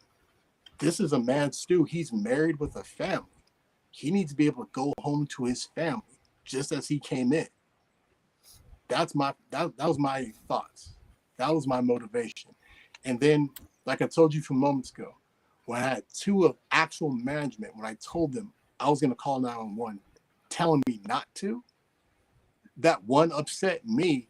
Two, that triggered my spider sense. I was like, that's shady. I'm just speaking candidly. To me, that's suspect to me. When they both saw what happened, literally, they actually saw it because they were by the immediate ringside area in clear view of it. Yeah. And then I tell them I'm going to call 911, and they tell me not to call police, not to call 911. That makes me question their ability to be, yes, professional and also looking out for the well-being of another human being, who, especially Stu, he's been there literally, I think, for like 16 years. He's been there just as long as as VIP, El Presidente Miguel, and they see what happened to him, and I tell them, okay, I'm going to call 911, and they tell me not to. I question a lot about where they were thinking from that night. That's not normal. I mean, especially when you and it's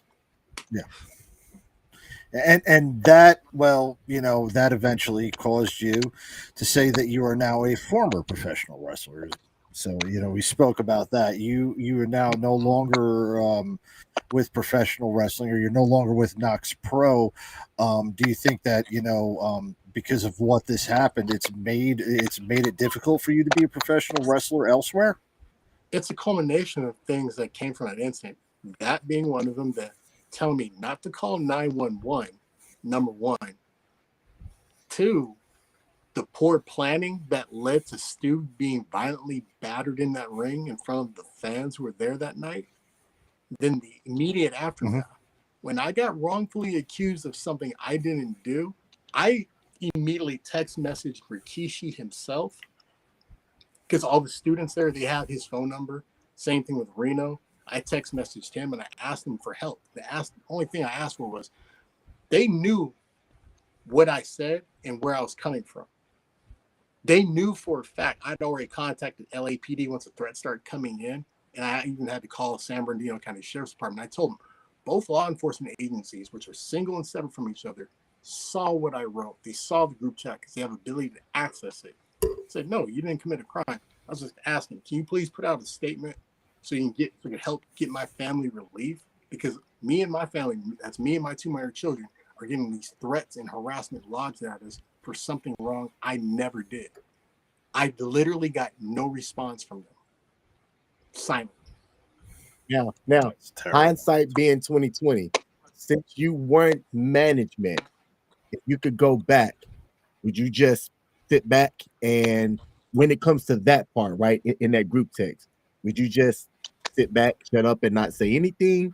Or do you think that because of the person you are, you still would have said something along that effect? Because I must say this, I'm similar to you in that regard, and I thought it was a solid thing to put in there, not trying to dampen anything that's going on, but it was just a solid thing to write and say. But being that I'm 41 years old now, and I've seen how if you're not like management or things like that, then you may not have the support of the machine to back you if something goes sideways. Would you go back and do the same thing, or would you shut up and not say anything? To go back to that exact moment in time, the knowledge I had at that moment in time, I still would have done it. Oh. But here's the thing. I've been finding out things ever since. Literally, I'm getting so much intel ever since.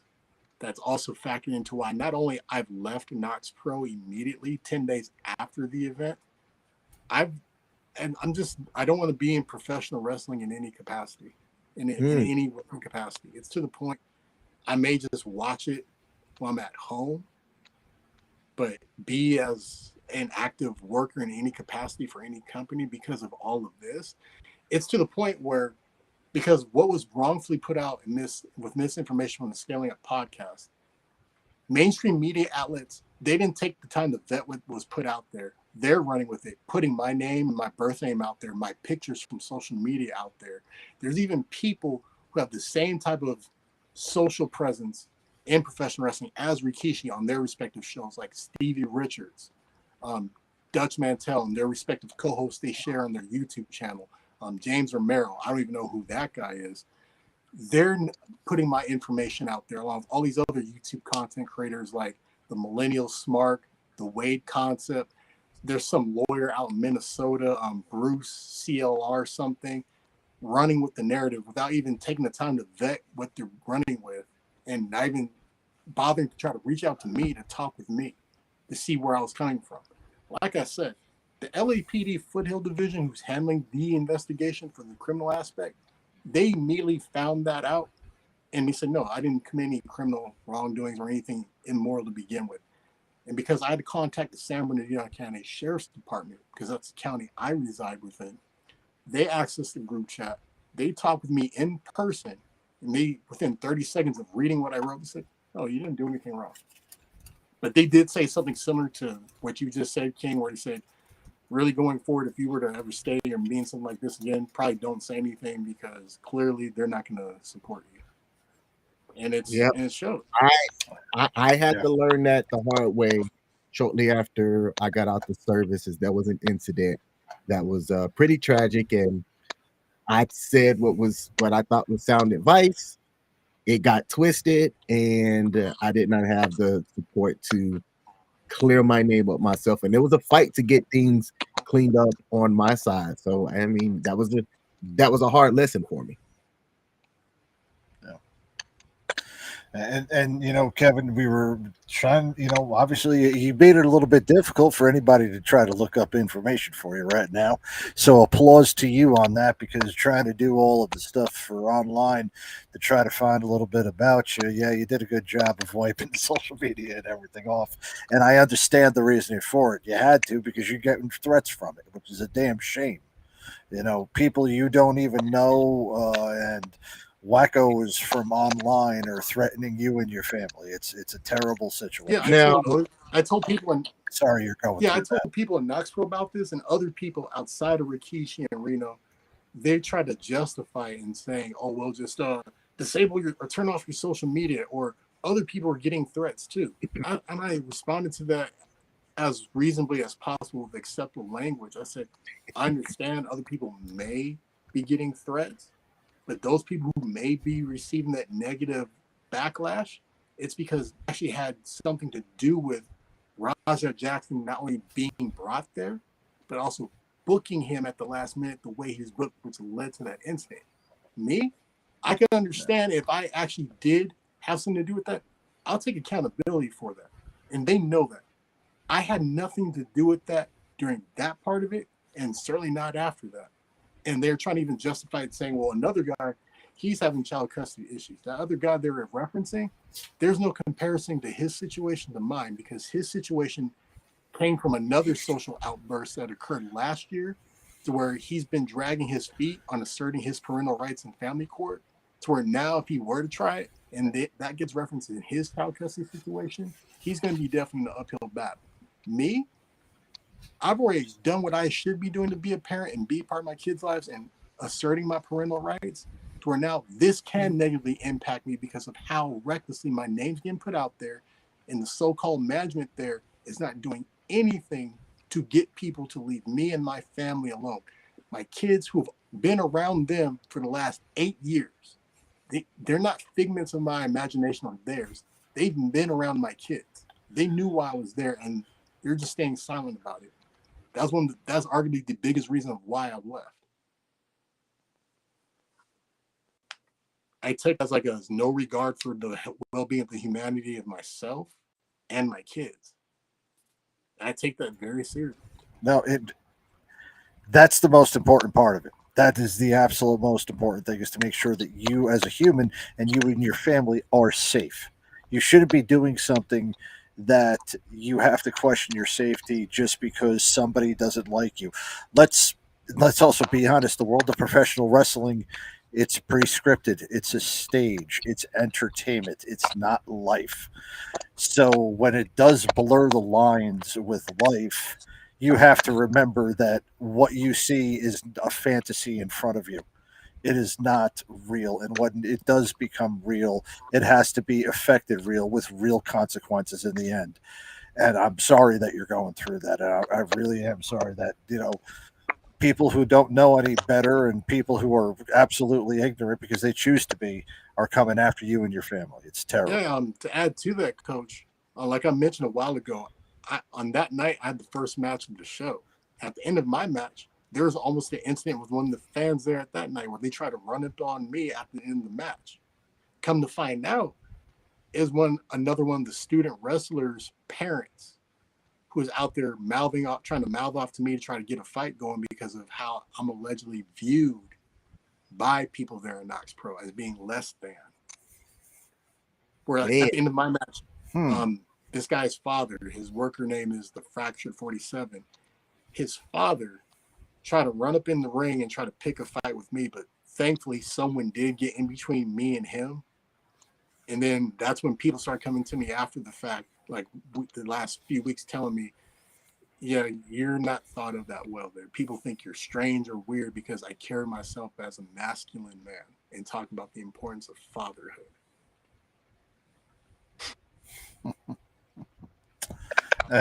Well, you know what? I'm glad that you are at least able to go ahead and get your side of the story out there, because your name should not be dragged on this. I will, as far as Knox Pro, I will applaud them. From what I've seen, I at least saw 5 different military veterans that were performing that evening. If I was correct on that, AJ had the Eagle Globe and Anchor on him, and yourself, Stu, the other gentleman with the braid, and I think there might have been one more, but that's 5 military veterans that I saw on the card that evening. It's pretty cool that there was at least that type of fraternity of veterans out there with Knox Pro. Yeah, they're my brothers in arms, but like I mentioned, one of them was part of the contingent that told me that night, don't call 911, which I still don't understand why. Yeah. Even though I can talk offline about why there may have been a reason they told me not to call 911. We can maybe say that for another show because I don't have the evidence to support it, but I've been told some things that are very questionable. Yeah. It's okay. You know? Yeah, keep your veracity. Absolutely understand that. Even that, that's another thing about the initial incident. And thankfully, Doug, at least they told him at the last minute, so Doug could go out there along with Elias, who's the gentleman wearing the skull face paint known as Doomsday. They were able to get Raja off initially, but when it comes to me and that part, see, I don't understand why I have a similar background as Doug. Doug, he's legit 6'3", 270. I'm right now currently 6'1", 205. I can pass for easily being at 230 because I'm in that good of a shape. I don't understand why they wouldn't tell me to where it could have been both Doug and I on standby to where even if that still happened, we both could immediately hit the ring and save Stu before it got to 22 punches that were thrown on him while he's already unconscious after the unnecessary slam that was done to him. Because also that makes people question my background as being both a law enforcement veteran, a United States Army combat veteran, and as a father. To where now my kids, this is tarnishing my image to my kids. I'm not really that. I'm slightly concerned about how I look to the public because over the past couple weeks, I have to be very cautious about when and where, if I can go out in public. But to my kids, this tarnishes my image to my kids as being a protector for them. For now, this is going to take years, literally, especially between this and I have to do more rounds in family court to try to protect my custody of my kids because of this. Yeah. Look, you don't need to be dragged down. What you did was the right thing. What you did was correct.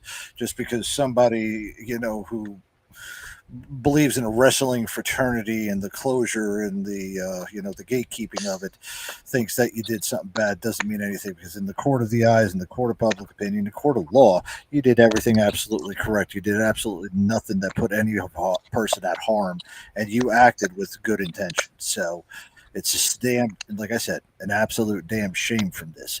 But I do want to ask this. So for the update for everybody who does not know, Stu spent 11 days at the hospital and he was released. He is recovering as of now. Have you spoken to Stu since his release from the hospital? Have you checked in on him, or can you give any update on how Stu is doing? I actually did briefly talk with Stu through text message a couple of weeks ago.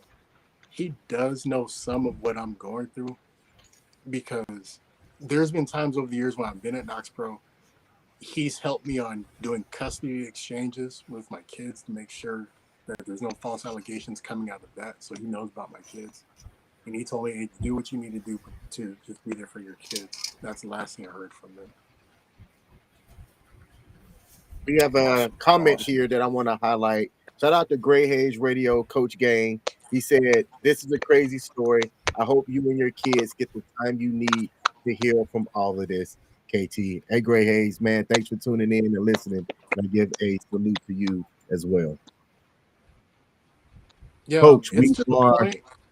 If I may add to that, it's to the point where long term, I want to move out of California, and I'm seriously even considering changing my name just so I can attempt to really have a fresh start because of all this, because I'm currently unemployed. So when I go for job interviews and do background checks, it's the common thing in background checks. They check social media, internet for your presence. This comes up in background checks, and I let the people there at Knox Pro before I left about this. And again, I got no response from Rikishi about it, no response from Reno about it. The other people there who are leadership, management there, they're just like, oh, well, just turn off your social media. It's like, it's not just that. You can literally type in my birth name and Knox Pro next to it in an internet search engine bar. All that misinformation fills out a good 4 pages of results. I stopped at the 4th page because I was like, I'm tired of seeing this. It's to the point, like, even like if I were to try to take myself somewhere out to eat, and at some places you have to give your name. I have to hesitate on what name I can give so then I don't catch backlash, because there's been a couple times where I've used my name and people will randomly be like, oh, so you're Kevin Thomas. Yeah, it's because of false information that got put out on me by the Scaling Up podcast and Ian Morgan. That is how infamy works, man. It's bad when it's against you, but it's great when it's used for positive things. Look, I can tell you, my name is actually King Smith, which is why my handle here is the actual King Smith. I wasn't born King Smith, though. I'll say what my government name was because I changed it. It was Aaron Tyler Anthony Smith. Very common first name, very common last name. And in the military, that created so many problems. Even after the military, I was having issues with having such a very common first and last name that I decided to change it. And I chose King because I thought King was a very strong name. So if you do decide to go that route, I can tell you it's not that hard. It's steps to it, but it's not that hard. I did it and I don't regret changing my name at all. And you know what, King? Thank you for inspiring me, because I am now going to not go by Coach. I'm going to go by my real name, Robert Uranus. Uranus. Now, y'all, we are coming up towards the end of our program, and we do have another live stream here at WTF Nation Radio afterwards. We covered a pretty good bit. Kevin, you have the floor before we close out. I'm going to make you to where you're on the screen only. Coach, do you have anything for him actually before we close this out? Because I know you did your independent research. Hey, Kevin, I wish the best for you. Honest to God, man. I know, you got a little bit of a fight ahead of you up there, but I hope that your name does get cleared because you acted, with good intentions. And I know that as far as the wrestling, world goes, it's a little bit of a heartbreak of kind of giving up something you love. I apologize that you have to go through that, and hopefully some healing comes through that. And the way, you get yourself over it. And in the end, the good guy always, gets the bell and gets the 3 count. Okay. Thank you, Coach. Thank you, King. Thank you guys for allowing me this opportunity to be on your platform. Like I said, I wanted to put out the accurate information as to what's going on with this situation. And yes, also honestly, so I can get some type of relief and remedy for my family, for people just to leave me and my family alone. We don't need the negative attention. It's really stressful, frustrating, and draining, where I got to constantly keep looking over my shoulder, wondering, is someone going to keep crank calling my phone, trying to call me and threaten me through social media, harass me and my family through social media. Like I said, trying to seek gainful employment. Hopefully if someone sees this and they're hiring, especially if they're hiring for a remote job, that's hiring right away.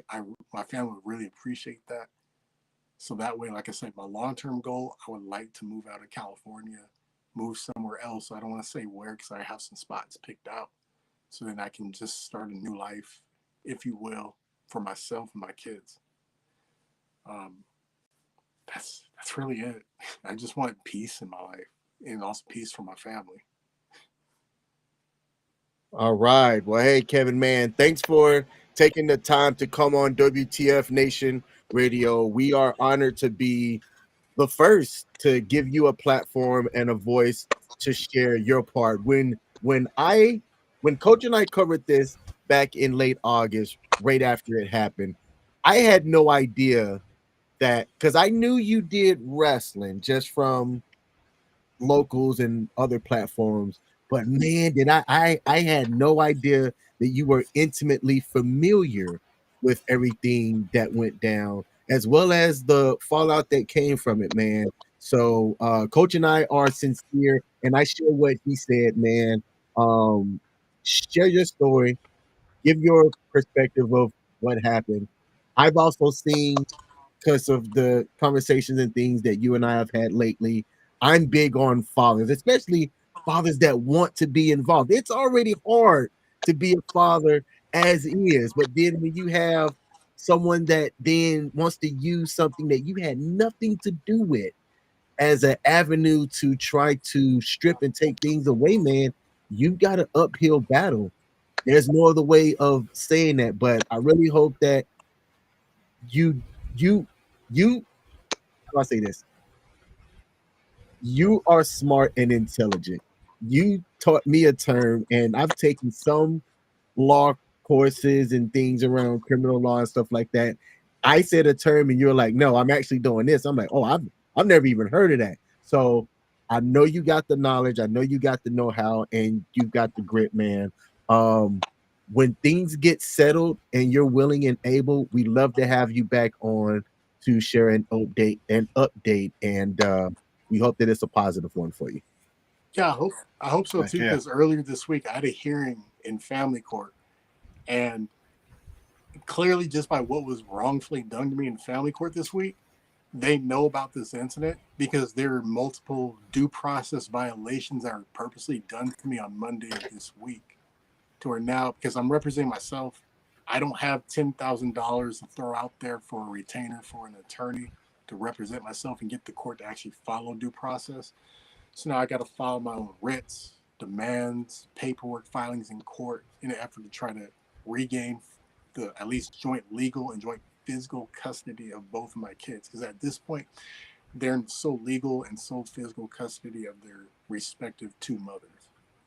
All because clearly what happened in family court in a nutshell, I appeared by phone. The other parties appeared in person. Not a judicial officer, but a judge pro tem. That's like basically a substitute judge, not a judicial officer. It's an attorney playing dress up. She only heard the other side and what they had to say. She knew I was on the phone through the service called court call, did not allow me to speak, quickly made a rushed decision. I objected at the last second, and she said, the judge pro tem that is, well, the court's already made its decision. Everything is being continued to a November 4th hearing. You can try to present yourself there. I said, wait a minute.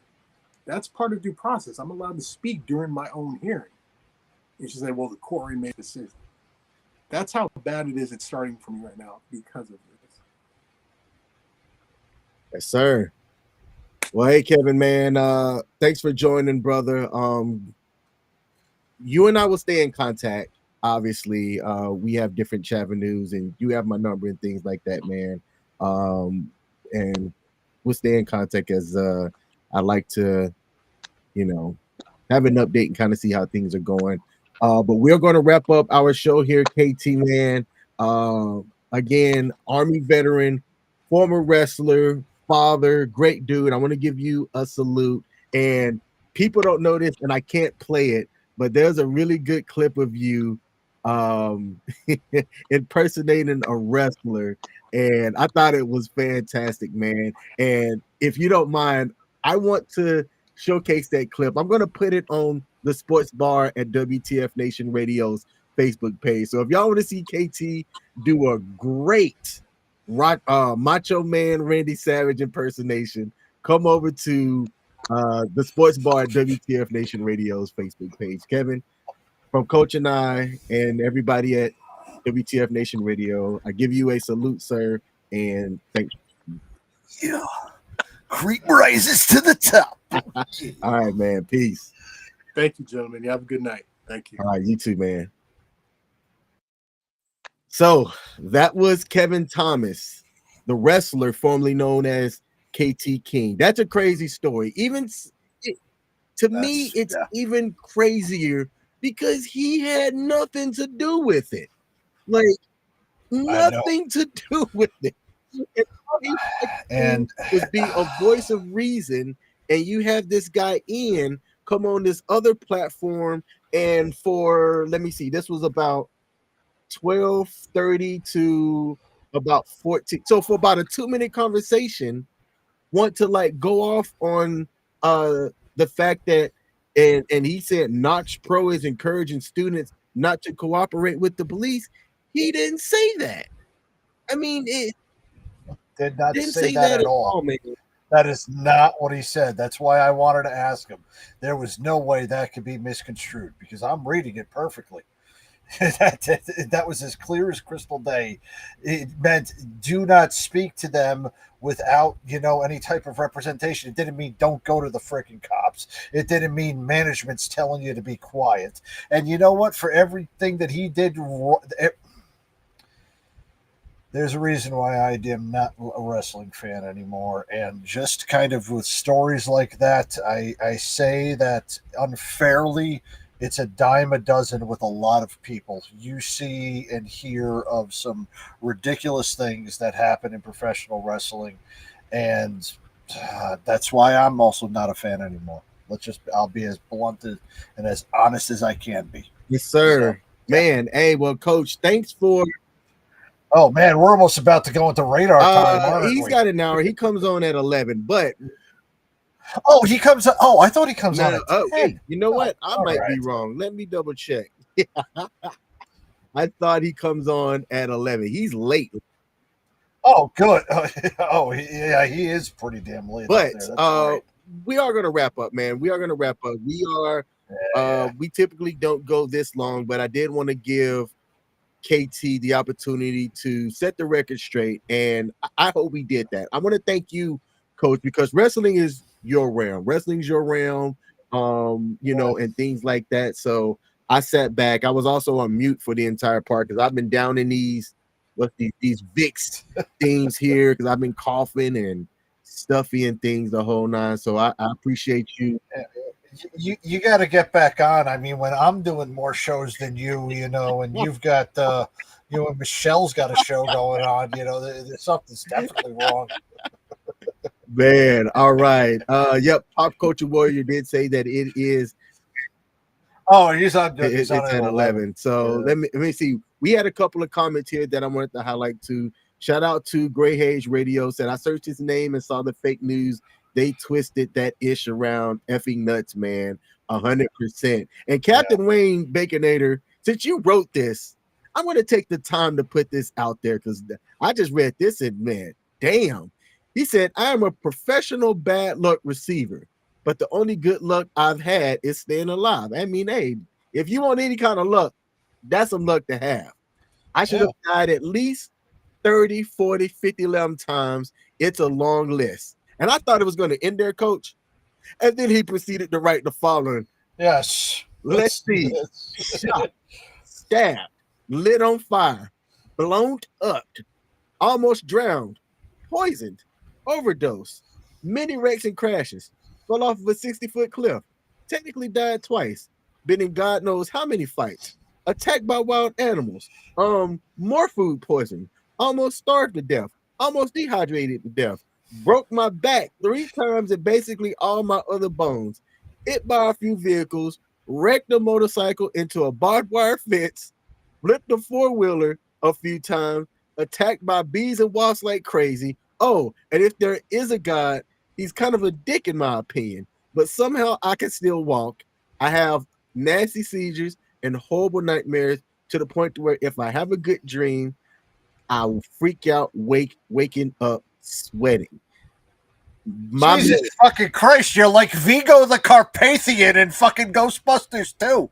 Jesus Christmas. Moly. But man, Captain Wayne Baconator has been a very long time supporter of WTF Nation Radio. I see him in all of the chats, and man, hey, you might have worse luck than Mad Mike over at Pop Culture Warrior. That guy has, for people that I know personally, that fool has the worst luck of anybody that I know. But he still, even through all of that, he had great words of encouragement for Kevin Thomas, in which he said, oh yeah, keep up the good fight and stay awesome. Hell yeah. So that right there speaks to Captain Wayne's character, man. And hey, I give a salute to Captain Wayne as well, because good night. Go buy. Have you not bought a Powerball ticket yet? Go buy a Powerball ticket for Friday's drawing. Jeez, you just might win, and then have the worst luck, and that 3 days later lose it all. Oh dear God! You know what? Actually, he sounds like he's like the fucking New York Jets of freaking people. You know, all this bad shit keeps happening to him. For real. Captain Wayne Baconator is the freaking New York Jets manifested. Damn it. Man, all right. Well, let's close up here. I don't have the new show graphic. Yeah. in this format. You want me to go off of this one? Just kind of go off my head and bullshit this whole thing like I remember every show? You got it. Matter of fact, I think I can bring it up here, but you know what? All right. So, Go ladies and gentlemen, yes, we do come to you 6 out of the 7 nights a week because we're not coming to you on Sunday anymore, our old home. But we do come to you a double play on Wednesday at 11 p.m. Check us out right afterwards. In 58 minutes, my boy Radar is going to be back for the Smoke Pit. Yes, he'll be back. Don't know what he's going to talk about. He's got something, might talk about it, might not. It's just a massive bullshit session, and I'm not working until noon tomorrow, so I might stay up. So you might have me in there into the chats.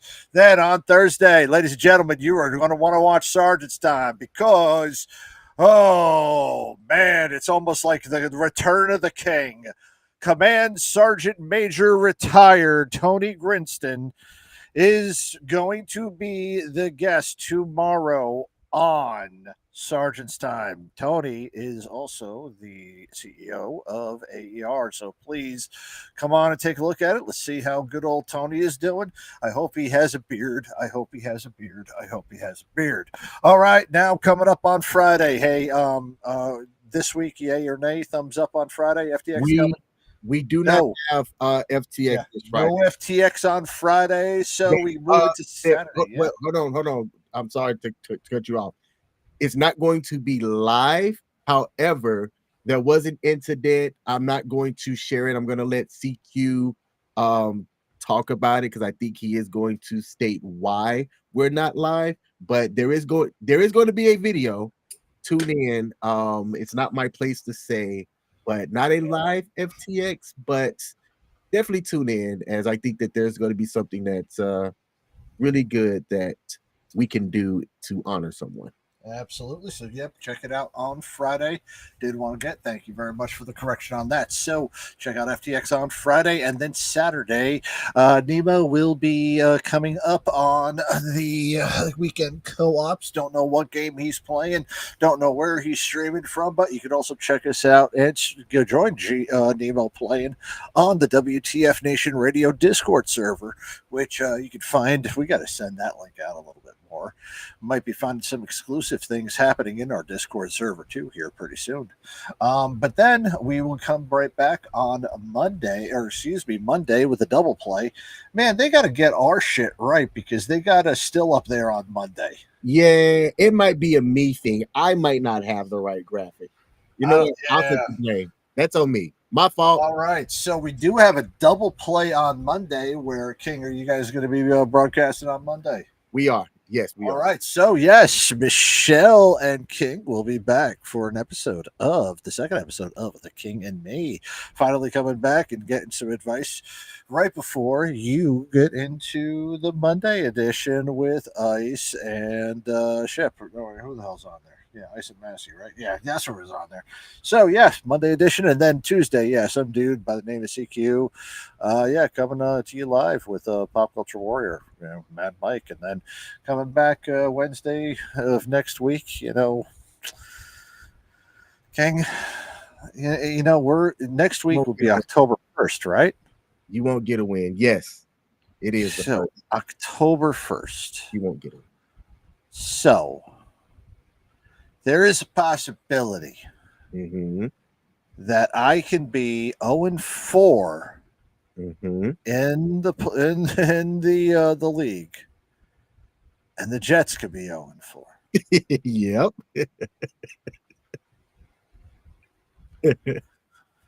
October 1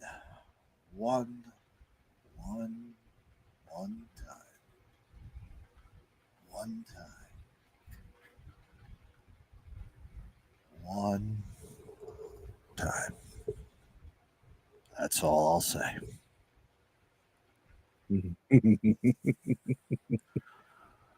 All right. It will be interesting next Monday or next Wednesday. You two want to where's what's his name? Where's filming or Shockwave or whatever his name is? Yeah, get him on board. Have it ready. Have it on standby. Oh yeah, he needs to be on standby if said scenario happens. So yes, sir. Pop Culture Warrior said, "Have we mentioned that I'm 3-0 in fantasy?" I mean, shut up. Just shut up, Pop Culture. Hey, did I mention that I have 2 of these? We have the Discord link. It is in the chat. And also, if you look at the description of our most recent episodes, I have a link to join the WTF Nation Radio Discord in there. Please join it. We're going to have exclusive things that you're only going to find out about in that Discord chat. So take the time to join it. We are taking that and building it up. Before we close, it's not sports related, but it has been confirmed. The Chief Master Sergeant of the Air Force's spouse, the Chief Master Sergeant David Flossie, his wife passed away. Her name is Katie. There was a letter to the Air Force that went out in which the Chief Master Sergeant himself, and this is, I'm going to showcase my source here. The Chief Master Sergeant of the Air Force published himself where he said, "Fellow airmen, sadly, I need to share the unexpected passing of my beloved Katie. Katie Flossie, wife, mother, and fierce friend, passed on September 20th, 2025 due to medical complication. Katie is a cherished soul, universally loved for her warmth, kindness, and vibrant spirit. She positively touched the lives of everyone fortunate enough to know her. Our family is heartbroken. We will heal, and I appreciate your kindness as we do." So we here at WTF Nation Radio want to pay our respects and well wishes to Chief Flossie, his family, and the entire Air Force community. Coach, close us out. So KT kind of brought us and took the curtain back on the world of professional wrestling and what happened with Raja. I'm glad about that. We kind of got a little bit of something we don't cover. We haven't covered wrestling. Okay. Now know my reasons why I never covered wrestling. And, just kind of what we heard about that. It just, man, it really doesn't do a lot for you to say, hey, let's kind of be legitimate and let's do these things. This was somebody's life was at stake, and when somebody's life at stake, you don't try to cover it up. That's what it looked like. He did the right thing. Glad that, and I hope that, I honest to God hope that KT is able, or Kevin is able to get through this matters that he's got with the courts and all that other crap, and nothing bad happens to him. So hoping the best for him. Wrestling fans, be better. That's all I got to say about yet. Salute, and thank you, Coach, for that 2 hour, well over 100, and I think 180 is the peak that I saw of viewers. Thank y'all for tuning in. If you haven't already, hit that like button. That helps us out on the. I'm loving all those Chinese bots on X that are watching us. Jeez, loving it. Come back here in about 50 minutes for Radar and the Smoke Pit, and these two lovely faces will see y'all next week. Salute. Peace.